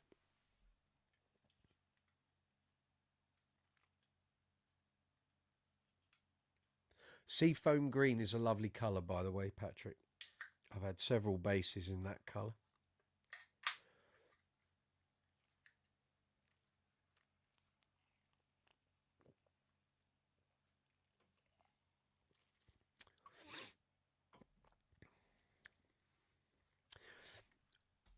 You saved a West Tone Thunder from going in a skip, Gareth. I nearly salvaged a Mootron envelope filter. I was at a friend's house in, oh God, Willesden. And someone was having a house clearance next door. And there was a bin. And I could see this pedal in there. And I was like, oh, well, I know what that is. Unfortunately, it was just the outer housing. There was nothing inside. The guts had been ripped out and probably put into another pedal. I was gutted. I thought, oh, I finally found a Mootron pedal. And they were, at that time, so this was what, 99? Yeah, 1999. And I thought, wow, okay, I'll have that. And when I picked it up, I realised it was very light. There was nothing inside it. Gareth, I'm waiting to see if anything takes my fancy on Black Friday. Okay, very good. Save those pennies and get ready. I mean, I've had some great shopping today already. I managed to get a fitness balance ball thing that I need for a physio for my knee. So I managed to get a discount on that, and also a DJI gimbal sort of thing that you hold for filming, but from a smartphone. And I've been watching that particular piece of gear for about 3 months. And today they took 41% off it on Amazon. So I've got the thing that I wanted at a much reduced price. So very happy with that. Saved myself a few bob today. So it's all good. Canny shopping. Canny shopping. Can't beat it.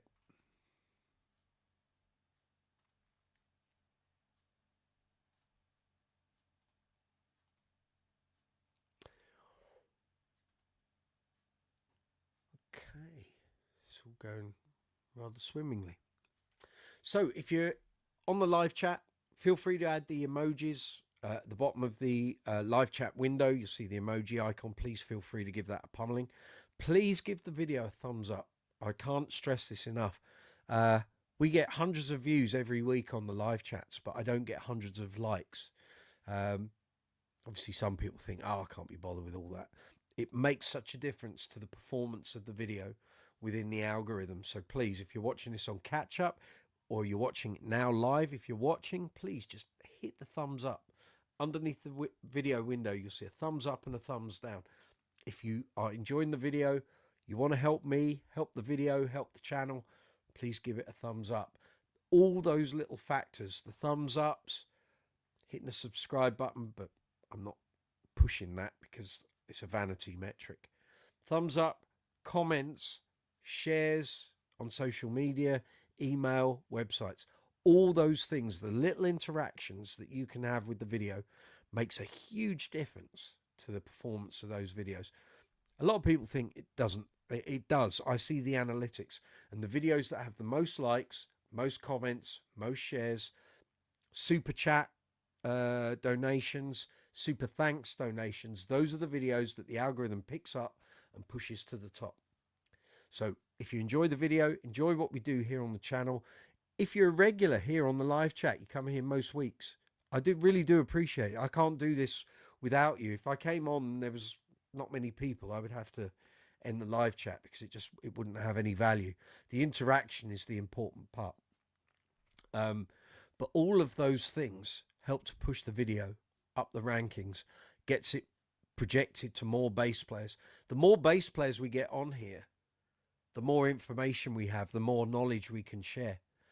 And also, with you guys buying stuff, doing the affiliate stuff, the more things you use the affiliate links for, the better the deals are that I get from those retailers. So if they suddenly go, oh, we've noticed lots of people like buying strings through your affiliate link, here's a deal.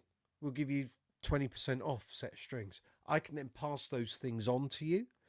But because we're quite a small channel, I think I've got 3,000, I'll tell you, 3,767 subscribers. Because we're not that big, I don't get all the best offers.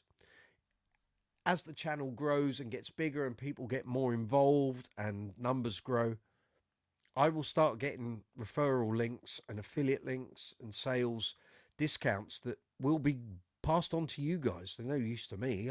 I pass them on to you, and away you go. You can you'll be getting some discounts from the retailers. That's how all this works. It's all good. It's all good. Everything's in green at the moment. It's all positive, all moving upwards. All very nice. Stacey Ann, the lovely thing is we can zoom in on this ad for the deets. You're talking about the base centre. Oh, Ollie Bobs is shouting.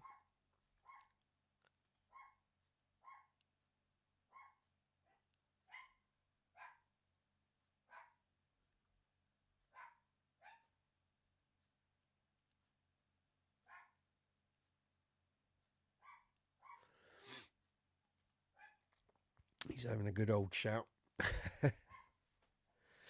So it is coming up 10 to 10 here in London town.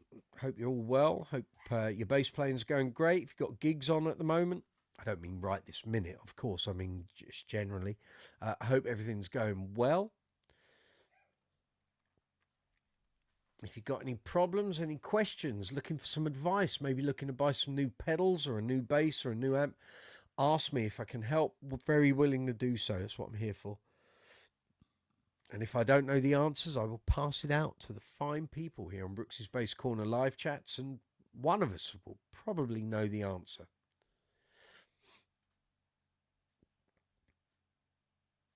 If you want to come on live to the live chat, email me, brooksysbasscorner@gmail.com.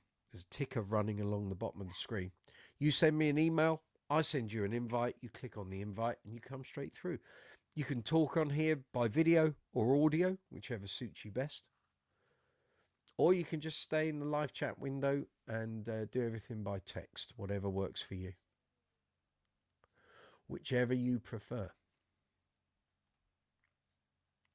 If anyone's looking to buy anything bass related and you want to help the channel, but it's not in the Brooksy's Bass Corner shop on Amazon, let me know. Or Toman, I can add it into the store and then you can buy it and we will get an affiliate commission. All of those little commissions help. I know because I see the analytics coming through from Amazon and Toman, of course. So it does all work.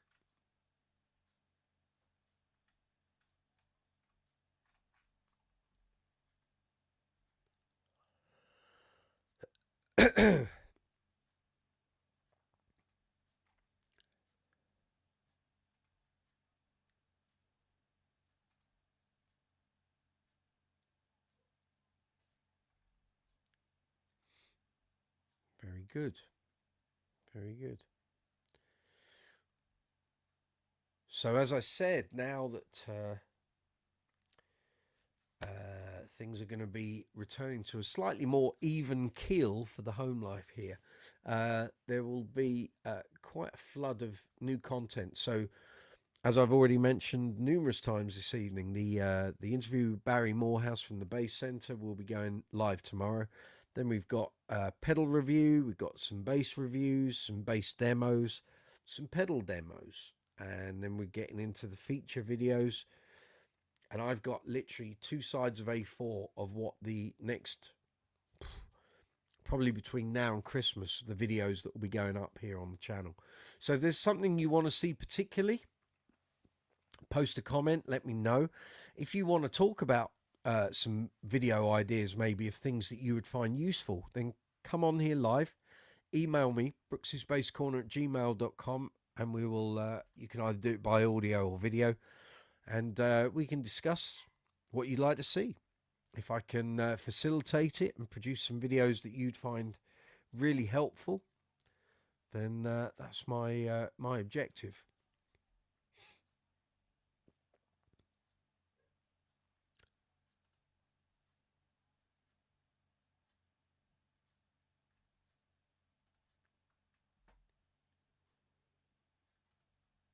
Yeah.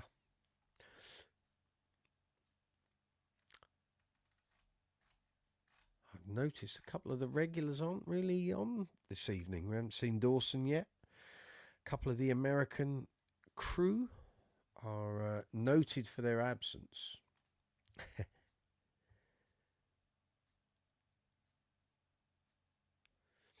It's all good. Got a barking dog in the room next door, of course. Not sure what he's barking about, but yeah. So if you're wondering what the cap is, it's the Base Centre 40th anniversary merch. There's a little embroidered part on the back saying 40th anniversary. They're doing t-shirts, straps, bottle openers, key rings, all sorts of stuff. You want to check it out, again, description box underneath this video. And you'll find affiliate links for the Base Centre, all their merch, elite strings, the bases, and loads of other stuff. There's hardware stuff, cases, gig bags, all of that, leads. Then there's affiliate links for Top Cashback, vidIQ, StreamYard. And if you've got base related purchases, you can help the channel with all of these affiliate links. There are links for Amazon, Thomann, Gear for Music, and Andertons. Andertons now are carrying the Flatley range of pedals. The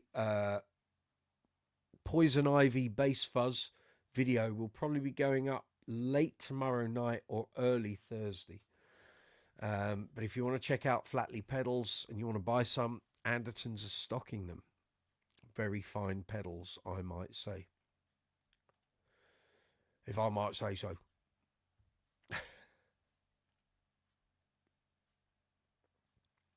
So, yeah.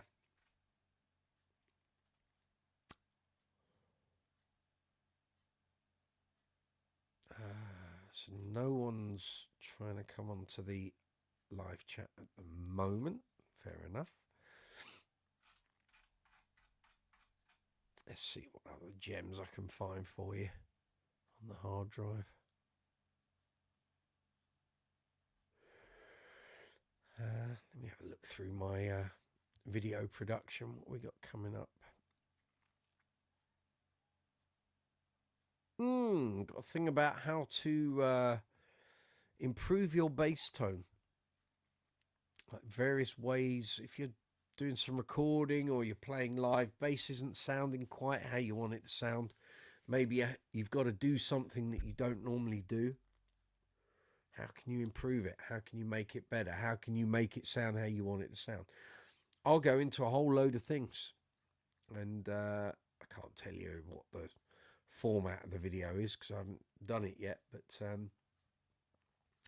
I've got the plan for it. So that will be coming very shortly. And there's a whole load of content within my vidIQ subscription of video ideas, so should be good. Should be good. There's a lot of stuff coming. Be prepared. So this weekend, it's a busy month actually for me. It didn't start that busy. As we were getting to the end of October, I thought, got some gigs, but it's not rampant. And I think I've gone from 6 gigs at the start of the month. I've now got 13, I think, for this month, which is great. It's a bit of a boost, put it that way. So it's all good. So this week we've got I got Uncle Funk on Friday in Saffron Walden. We're doing a wedding. And then Saturday is Queen Tribute Show in Reading. So it should be good. We've got fairly lively couple of gigs to come. And then next week is Queen in Bedford on Friday. And Saturday I'll be doing the Request Show again in Greek Street in the centre of town, just round the corner from Charing Cross Road. So it should be a blast. Patrick Sweeney, who do you think has taken the place of the Bass Centre in the UK? I'm guessing the Gallery. The Gallery's been going since 92, 93. And although it was in competition for the first couple of years, it took the Gallery a while to find its niche, if you like. And the fact that it was a much smaller place, and they weren't the big distributors for all the big brands, especially the American brands like the Bass Centre were. But I would say that sort of carried that mantle. Bass directors are in there somewhere. But again, both of these stores followed the trailblazing lead of the Bass Centre. So, yeah, I mean, Manson's too far away in Exeter to deal with all the names that would come into London if they were doing live shows. Barry talks about that, some of the famous bass names who would come and frequent the store. And Hugh McDonald from Bon Jovi, they didn't know who he was. He wanted to come in and work for a couple of days because he had nothing else to do, not knowing that at that time he was playing with Cher. And when he next came over, he got the Bon Jovi gig. And as Barry says, you know, he got us into the Royal Box at Wembley and we let him make the tea. Which was fair, you know, fairly fair. But, yeah, I'd say the Gallery kind of took over. And in London, you know, really, aside from the Gallery, there aren't that many solely bass stores. I don't think there's any.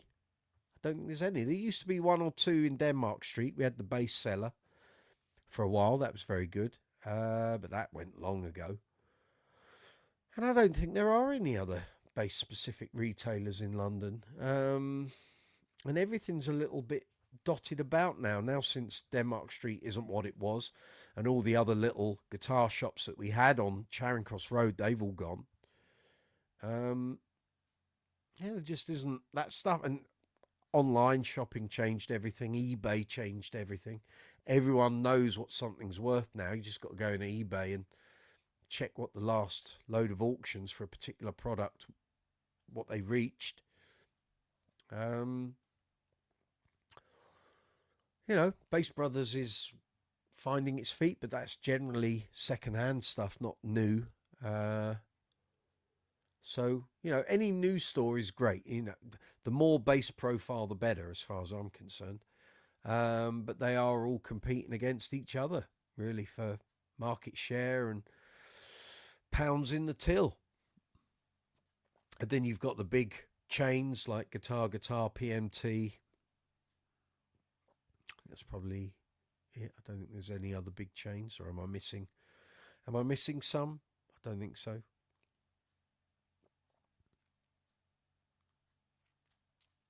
Yeah, so it's a different time. There isn't the money in musical instrument retail that there once was.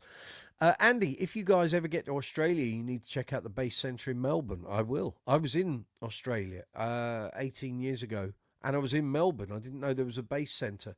It's the Bass Centre, the thing run by Drew Deadman. I've had a few conversations with him over the years. But yeah, if I'm down that way again, I will. I always do anywhere that I go abroad. If I can find a music store or a guitar store or a bass store, not that there's many. That was the thing about the Bass Centre. It drew people from all over the world. They knew of the Bass Centre in a pre-internet world. I guess they saw adverts in Guitarist and other publications from the UK. But also the big names would mention the Bass Centre in interviews, and that helped. Gareth Harrison, nearest bass specific place to me is probably Andy Baxter in Leeds. Andy used to work at the Bass Centre, for the Bass Centre. The reason Andy set up his vintage bass sales was he was able to buy the stuff that came in part exchange at the Bass Centre on a staff price. So the first year or two of his thing was with instruments he had stockpiled while he worked for the Bass Centre.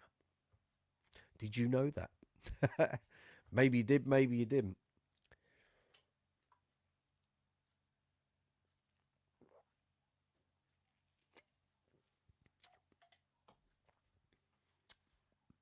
So he'd see all the stuff coming in, and then he'd go and buy it, put it to one side in storage, and wait for another one to come in and do nothing underhand at all.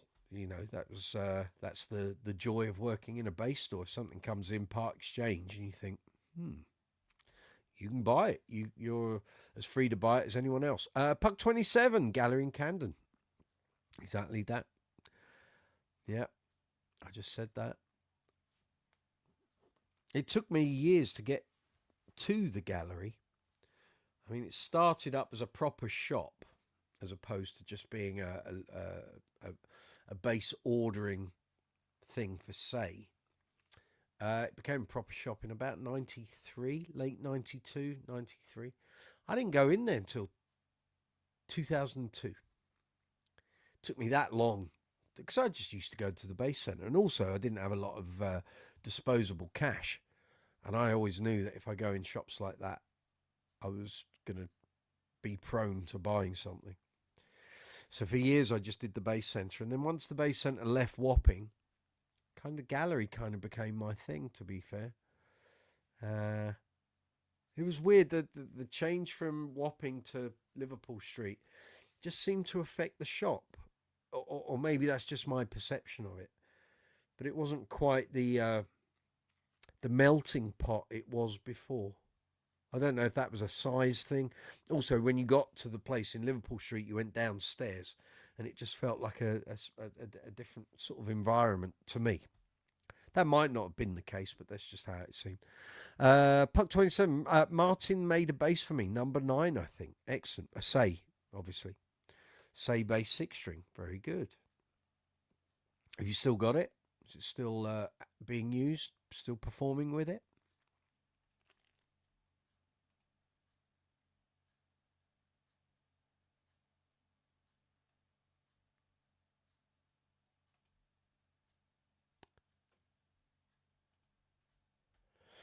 Excellent. That's what I like to hear. Good, good, good. So is that one of the older, sort of pointier looking basses that was a bit status like? Not dissimilar to Malcolm Foster's bass that he used to use with Simple Minds. Stacey's doing lots of emojis. Fabulous. Thank you.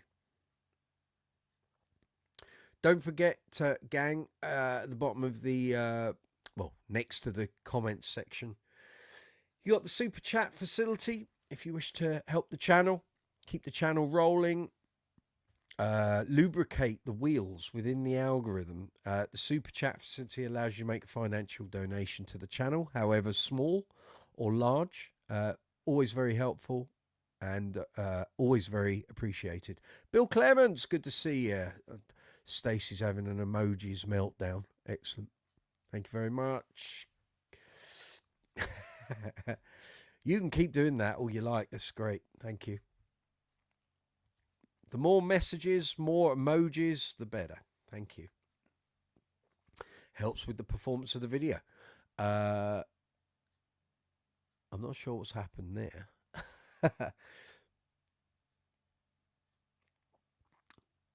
I think you're selecting emojis that maybe aren't appearing in StreamYard. That's exactly what's happening. What I get is a load of text. Kev Seabase, good to see you. Haven't seen you in a while. You've got a Say Flamboyant 5, fretted, headless and lovely. Excellent. Very nice. Very nice indeed. Do you use it a lot, Kev?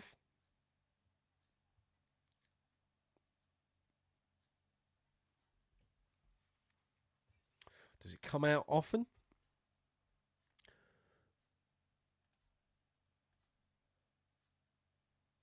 Loving the emojis, Stace. Fabulous. So for the latecomers who've just dropped in on the channel, Bill Clements, two topics of conversation tonight. We are talking, what's been your best base-related bargain?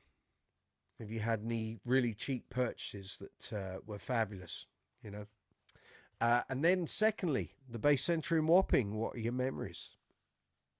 I've got a new video going up tomorrow, which is a vintage interview with Barry Morehouse from 8 years ago, talking about the base centre, how it started, what happened, some great stories, what it's doing now, what they're doing now. And if the video performs well, then Barry has agreed to doing a more up-to-date interview. And we can move the story along by 8 years. Bill Clements, Stacey's on. She is. Kev C base, you do with Faber use that base. Very good.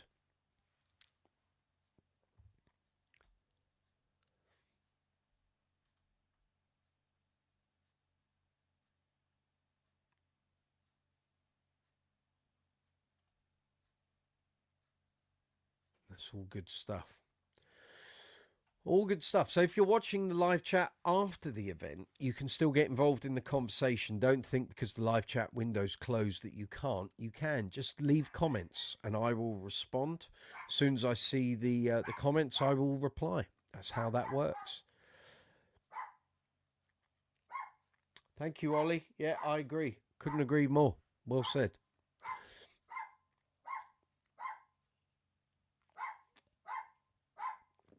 We've got a barking dog. Let me just open my door a second. Bear with me. I'm in here. Hello. You coming in, are you? You coming in? Chihuahua, you coming in? You coming in to see everyone? Come on. Come say hello to the world. Here he is, star of the show. You've been a good boy, have you? For those who don't know, he's three-legged and he runs like a bullet. This is Charlie the Chihuahua. Aren't you, darling? You had a good day? Yes. Yes. We had a nice walk this morning. Yes, we did. Say hello to everyone. Oh, you want to get down, do you? Okay. Off you go then. Go on then. Oh, very good. Just bear with me 2 seconds, please.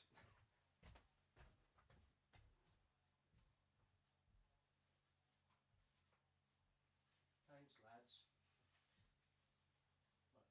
Much appreciated. Thank you.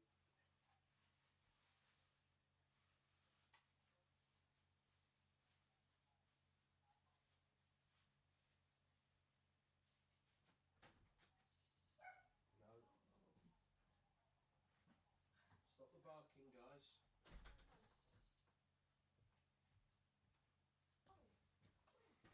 I don't know. There we go. We are back. Barking dogs. Bill Clements, not counting endorsement deals, I got a great deal on my precision when Tony was head of A&R. Tony Franklin, I'm assuming you mean. Yeah. Now, Tony Franklin can play a bit. And a very nice guy.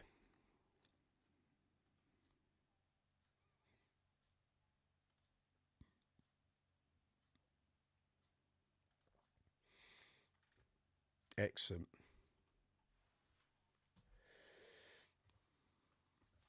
Do you know him well, Bill?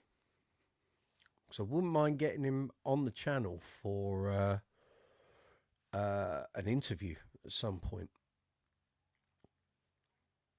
If you have any contact details, I guess I could contact him via social media and see what's possible.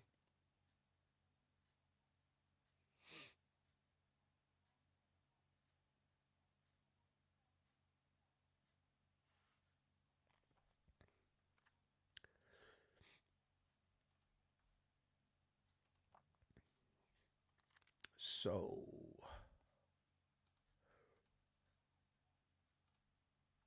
let us know what's been your best bass related bargain. It might be an amp, might be a bass, might be pedals, maybe a batch of strings.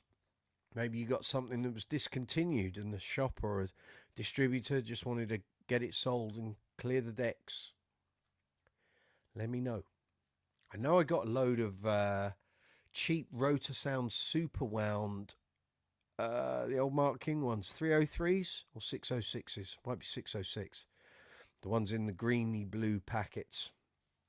When they were discontinued, I managed to get a load of them at about, I think it was about £7 a pack. I think I bought about 5 packs before I saw the light and realised light gauge strings was not the way to go.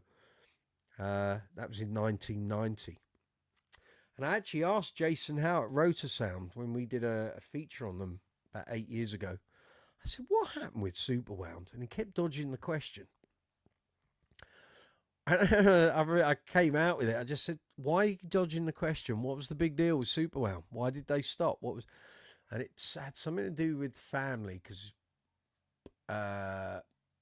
James Howe's brother, so Jason's uncle, was running Superwound. And he was taking raw materials from the Rotor Sound factory into the Superwound factory without the expense, obviously. And something happened internally within the family that meant they decided to shut that down. And that's why Superwound stopped being a thing. I didn't really understand that it was part of Rotor Sound at the time. I just remember seeing Superwounds just stopped appearing. And that was the end of that. Bill Clements, yes. So Tony Frank, teeth in. Right, a NARM acquaintance, and yes, he's a great dude and artist. Okay, maybe I'll try and contact him via social media, and see if he's prepared to have a bit of a chat and a natter. We will see. So yeah, we're talking what's been your best bass related bargain, and we're also talking the Bass Centre in Wapping. What are your memories for those people who ever visited it?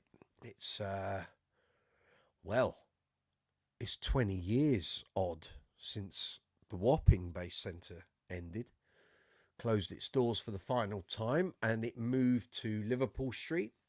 Now the Bass Centre isn't a retail shop, it's a warehouse and a showroom, basically, in Bagshot in Surrey. And you can still buy basses from them, still buy Elite Strings, 40th anniversary Bass Centre merch, of course, if you want some. There are affiliate links in the description box for the merch, the strings, the basses, anything from the Bass Centre. You can help Brooksy's Bass Corner by buying anything that you want from the Bass Centre using the merch, using the affiliate links in the description box. Sorry. Brain's going at 100 miles an hour and the mouth isn't keeping up. Andy, I just scored a Zoom B3N for 100 Australian dollars. Very good. What's the usual selling price for one? Down your way. That's a good pedal, no matter what the price.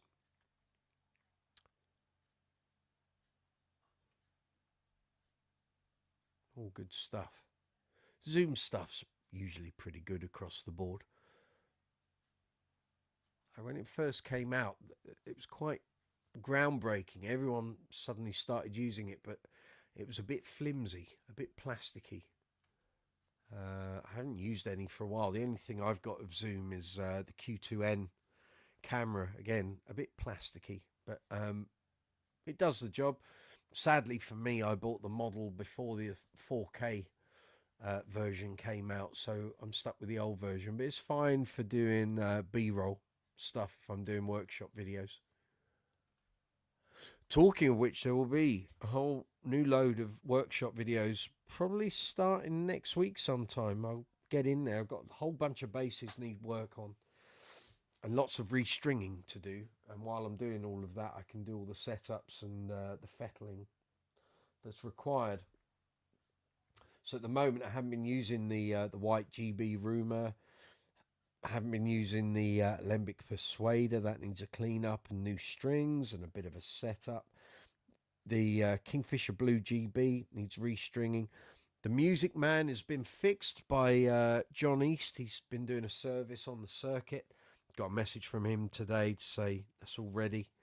He'll give me a shout at the end of the week. Let me know which day next week he wants me to go and pick it up. That's all good. And we've got Christmas coming, so loads of gigs. Got to get all my bases ready before we start doing ABBA theatre shows and Uncle Funk stuff. And what else have we got? Oh, there's an Oasis show, tribute show, coming up as well in December, and a few other bits and bobs. So it's going to be quite frantic between now and New Year. So it's good. We're busy. Good way to be. And like I say, lots of new content going up on the channel for you fine people in YouTube land.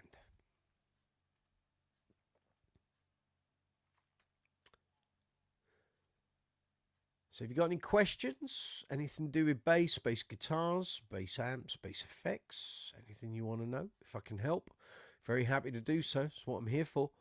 Andy, I've seen them for over $300. Oh, well, $100 is a bargain then. Well done, sir. Very impressed. Enjoy. Get out and use it.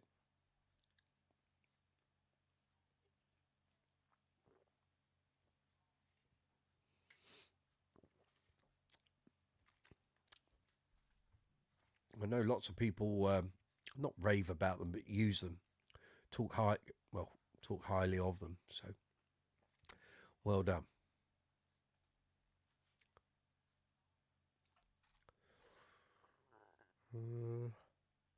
Yeah. Kev Seabase, a couple of bargains I've had. Steinberger XL2 from the franchisee who ran Sam Ash in Sarasota, Florida, gave $550 about 10 years ago. Well, didn't you do well? Well done. Also bought the A bass that Daryl Jones used for the 95-96 Stones tour, £650. A friend I used to have who disappeared into ether, haven't heard from him since 2004. He had an A bass, Cherry Sunburst one, and it was lovely. But he paid, I think, about 1,400 quid maybe.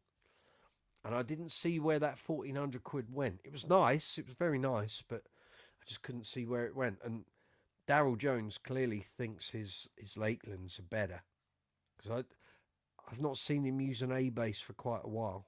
But again, maybe that's an endorsement thing. He has to be seen to be using them. I don't know. I don't generally keep up to date with what he's using on Stones tours. I think the last load of photos and videos I saw, he was using old battered Precisions. So,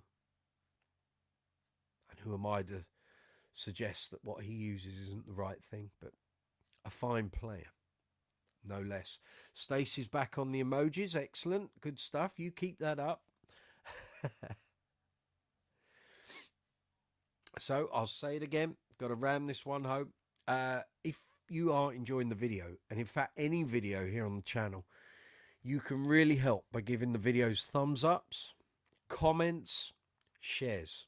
All three of those things really help the videos and the channel overall. The thumbs ups is a big one.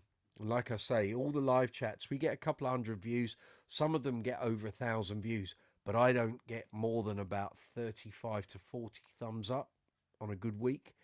So if you're enjoying the videos, enjoying what we do here on the channel, then please give the videos thumbs up. It's a big deal.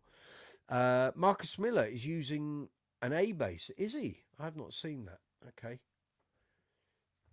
That's because the headstock looks very similar to the Sire headstock. Maybe that's why I haven't noticed. Okay. I will keep an eye out, Andy. Thank you for the heads up. The B3Ns as well. Marcus is using a B3N, is he? Okay. He was using separate pedals the last couple of times I saw his board. But, the B3N is obviously very popular. Very good.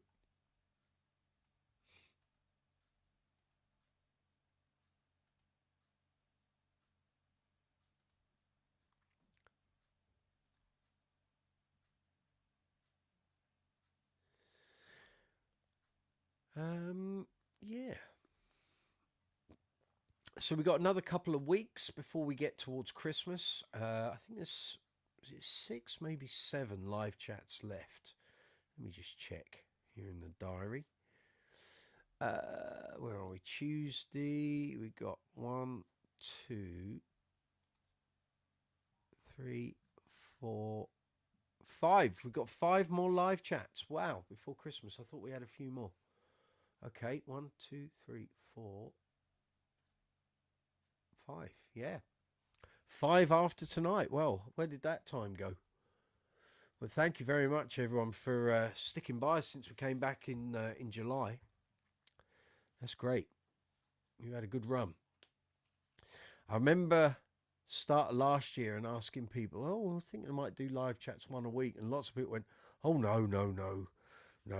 1 every month would be more than enough. But you guys keep coming back week after week. So thank you very much. It's great. It's great, the support. So thank you. So there's going to be loads of new bass video reviews, demos, pedals. Might start doing some amps when we get into New Year, because gigs are generally quite quiet in January. So I'm going to have a load of time now to start rolling the sleeves up and getting the hands dirty. But priority is bass reviews and demos, pedal reviews and demos, workshop videos and some feature videos. And if this interview with Barry goes well, when that goes up tomorrow, there's still a load of other vintage videos to go. The Jack Bruce one will come as well. That will be the next interview video that goes up. But the Bass Center one, I've wanted to make that live for quite a while. So, and it'll also tie in with the Neil Murray snakebite basses that are here. Got to get those review videos done and up and out for you guys to see. Andy, correction, Marcus is not using an A bass. I didn't think so, but I do know what you mean. The A bass headstock is not too dissimilar from a Sire headstock. So Bill Clements, really dig having the weekly World Bass Hang. Well, that's what we're here for, Bill. Thank you for coming along, mate. Really appreciate it. I just wish the time zones were a little better. It's really annoying that the bulk of my audience are American, but due to time zones, I tend to be live when they're at work. Having said that, lots of people do watch these live chats after the event, as the one that got 1,500 views. It's actually probably more than that now. Let me just check. We did one in early July, I think. Let me just check. We did one on August the 6th, which has had 1,429 views. Not too bad. Again, I don't know what made that video fly. There's nothing particularly different about the thumbnail, the title, or the content on that video, but for some reason it got 1,429 views. Who am I to say what's right and what's wrong?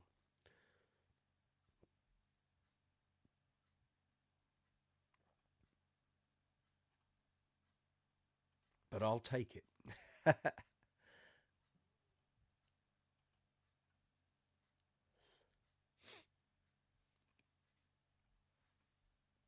It's all good.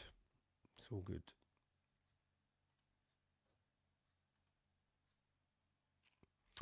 Stacey's stuck at work. The least you can do. Thank you very much. I do appreciate it.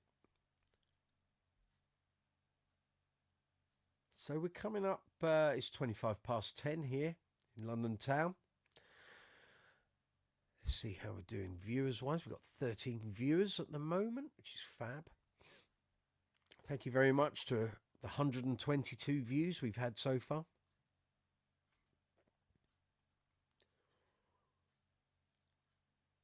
So we've got NAMM coming up in January. So there's going to be loads of new gear suddenly appearing.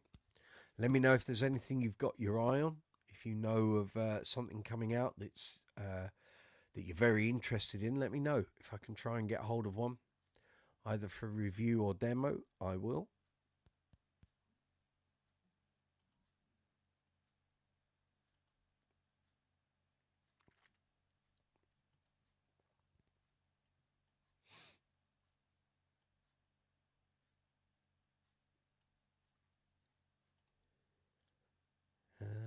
Yeah. So yeah, the workshop videos will be appearing very shortly. They do very well here on the channel, and it also allows me to include lots of affiliate links for the stuff that I'm using on the workbench. So, as I said, lots of restrings, quite a few setups. Some of the basses need new foam under the pickups. We've been through this past couple of weeks. There's going to be some battery changes, a lot of fret cleaning, a lot of fingerboard conditioning, and there's actually quite a few of these basses are going to be going out over the next 6-7 weeks for different projects. And I've noticed the past sort of 2 months I've been picking things out of the rack that haven't been used for gigs for a while. So a few adjustments, keeping the Allen keys in the gig bag most of the time. A few weather changes. Today is like the first day where it's starting to get a bit cold, and I've heard 2 or 3 of the basses doing the old ping, ping, ping. It's like a chorus line in here, and it's basically the necks adjusting due to the temperature and air pressure changes. So there'll probably be a few more over the weekend, and just a little half quarter turn on the truss rod. Just bring them back into line. They'll be fine. And then we do it all again in springtime when they all start moving again. It's you expect it now. Andy, I'm following the live stream at work too. Well, that's all right. I'm very pleased you do. Thank you. Bill Clements, GHS Fast Fret is still my go-to fretboard conditioner. I've never used that. Probably because I've got so many other things that I'm using here. So I've Dr. Duck's Axe Wax. I've got various Dunlop things. The Music Nomad F1 oil is great. I like linseed oil on some things. There's quite a few bits and bobs, but yeah, I've not used the GHS Fast Fret, to be fair. I've never had any. I've never ordered any. And I've got so much stuff that I need to wade through. There's no point me just keep buying stuff. I've actually got to a point now I'm trying not to buy consumables. I need to use what I've got. Batteries, picks, cleaning materials, strings coming out of my ears. So, yeah, start using some stuff rather than keep restocking the shelves. But,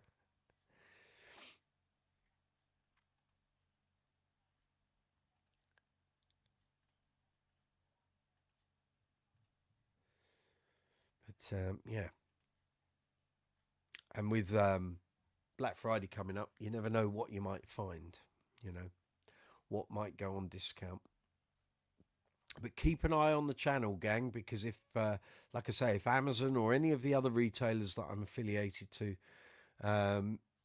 start doing discounts on strings or other items, I will start putting them up. You may find there are some very last minute live chat things that go up if I find a really good deal and I want you to benefit from. I will literally do a live chat on the spot. I did it last year when Amazon unleashed those rotor sound deals. I did it on I think it was a Monday night at like 10:30, and I thought I need to do this now because by the morning they might have gone. As it was, they lasted for 3 or 4 days, and then they sold out of the stock. Bill Clements, particularly good on my uncoated ebony fretless. We're talking about GHS Fast Fret here. Okay. What do you find it does for the wood, Bill? What makes it so good?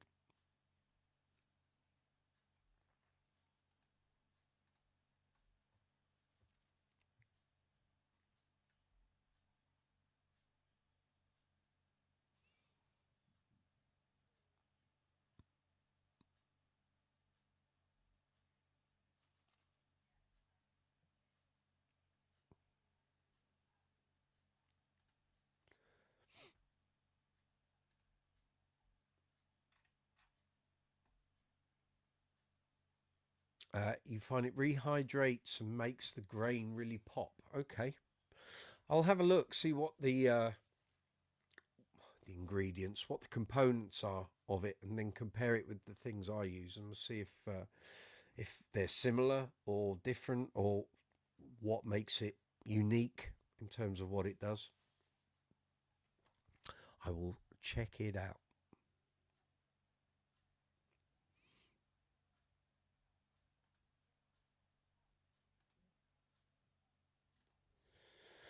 I certainly will. So while I'm on here, let me just tell you what time this base center video will be going live tomorrow. Analytics audience. Let's have a look at the projected. Oh dear, that's not so great, is it? Probably we're looking middle of the afternoon for that. So some point between 3 and 5 p.m. UK time. So if you're on the east coast of the US, you're looking at probably 10 till 11, 10 till 12 in the morning. West coast, 7 till 9, I guess. But I will, well, literally once I'm up tomorrow and got the dogs walked, then it will be heads down, get this video finished, get Barry to sign it off. He doesn't have to, but I said out of politeness, I'd let him check it over, make sure there's nothing that's too combustible in there, and we'll take it from there. So I'm hoping it does well. If you can help support the video, support the channel, that would be absolutely fabulous. Bill, so the GHS fast fret, so rehydrates, makes the grain really pop, cleans of course, and gets all the gunk off the strings. Okay. Grand and groovy.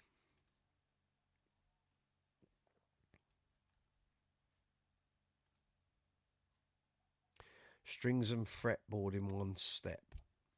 That's what you want. Economy of work. Very good.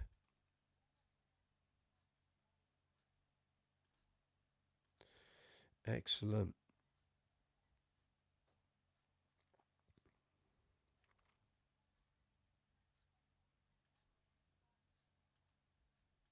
Yeah, all the things I use kind of do they do similar things, but I have to say the Dr. Duck's Axe Wax, I've bought a bottle in 1996, 97. Still the same bottle. I'm only halfway through it. So it's clearly going to see me out unless I suddenly go on a bit of a rampant rampage of using it. But it's always been very good. No complaints with that. It's got no grim components to it. Built, and I have no deal with them either. Consumer testimonial. That's it.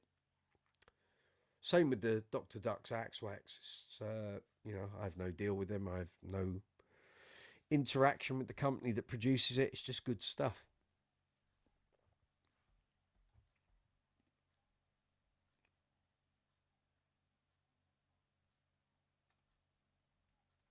Let's have a look, see what's just checking the stream health is good. Yep, we're all good. Excellent.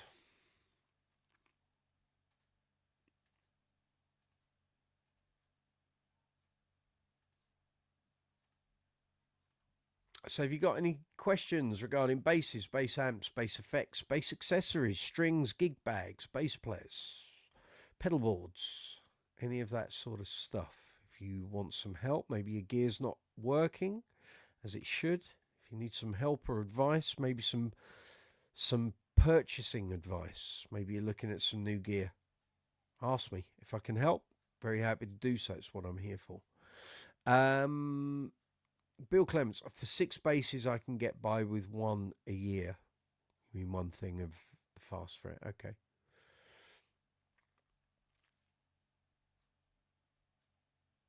Very good.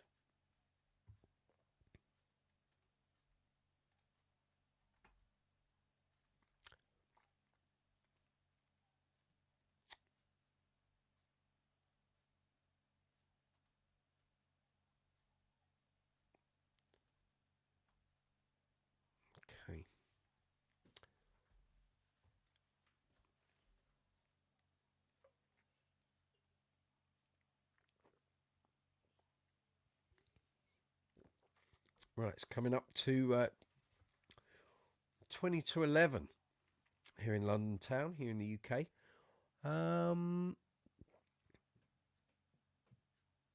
Okay, I've seen that the analytics are starting to drop a little, so I think I might start to wind this down. We've been going since 8 o'clock. Okay, so like I say, tomorrow,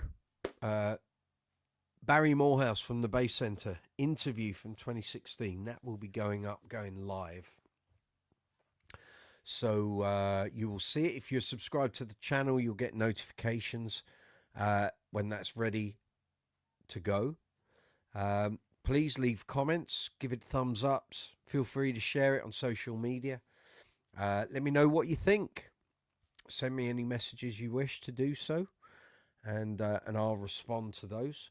And like I said, if this goes really well and it's popular, and Barry said he'll do an up-to-date interview, so that should be, I would imagine I need to check with him what his timing's like, because he's always very busy with the Brian May guitar stuff.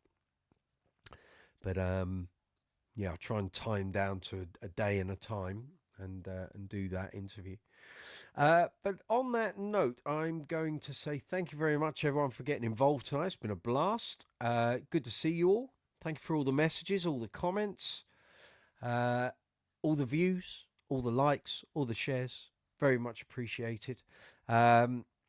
We've just had someone new from Agio. Welcome. Good to see you. Don't think you've been here on the channel, but we're just about to wind down. You say, I've bought basses for $1,700 in total, and I still find my Warwick Corvette and Stingray to fit best in a mix. Good. Good for you, sir. Come back next Tuesday. We're here every Tuesday up until Christmas. So come and join the conversation. And yeah, you're very welcome here. But we're just winding down for the night. So we've done 2 hours and 40 minutes. But it's been a pleasure. Good to see you all. Have a good week. If you've got gigs coming up, enjoy them. If your basses are causing you a problem, then you can contact me via social media, or you can email me, brooksyspacecorner@gmail.com. Merchandise links in description box, affiliate links in description box. Black Friday, Brooksy's Space Corner, Black Friday Superstore will be going live at 9 a.m. UK time on Friday the 29th of November. It's only 2 weeks away, and we'll have a blast. Come and join me. Bring your bowl of cornflakes with you and your pajamas, and we'll do what we can. Try and find you guys some super deals for Black Friday like we did last year. So on that note, I'm going to wind things down. Thank you very much. As I've said one more time, please give the video a thumbs up. Give any of the videos on the channel a thumbs up. Dawson, good to see you. We're just signing off, mate, though, so you'll need to watch this on catch up. Give the videos a thumbs up. Leave comments. Share the videos. That's all I ask.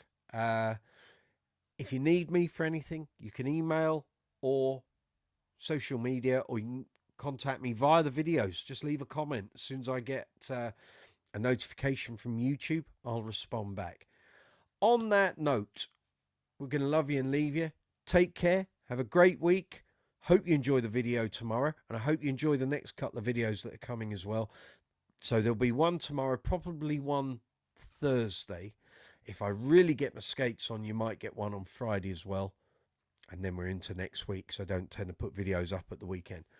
So have a great week. Look after yourselves. Happy shopping if you're doing your Christmas shopping. Happy practicing. I'll see you next Tuesday. Same time, same place, 8 o'clock, London town. On that note, take care of yourselves. See you next week. Take care.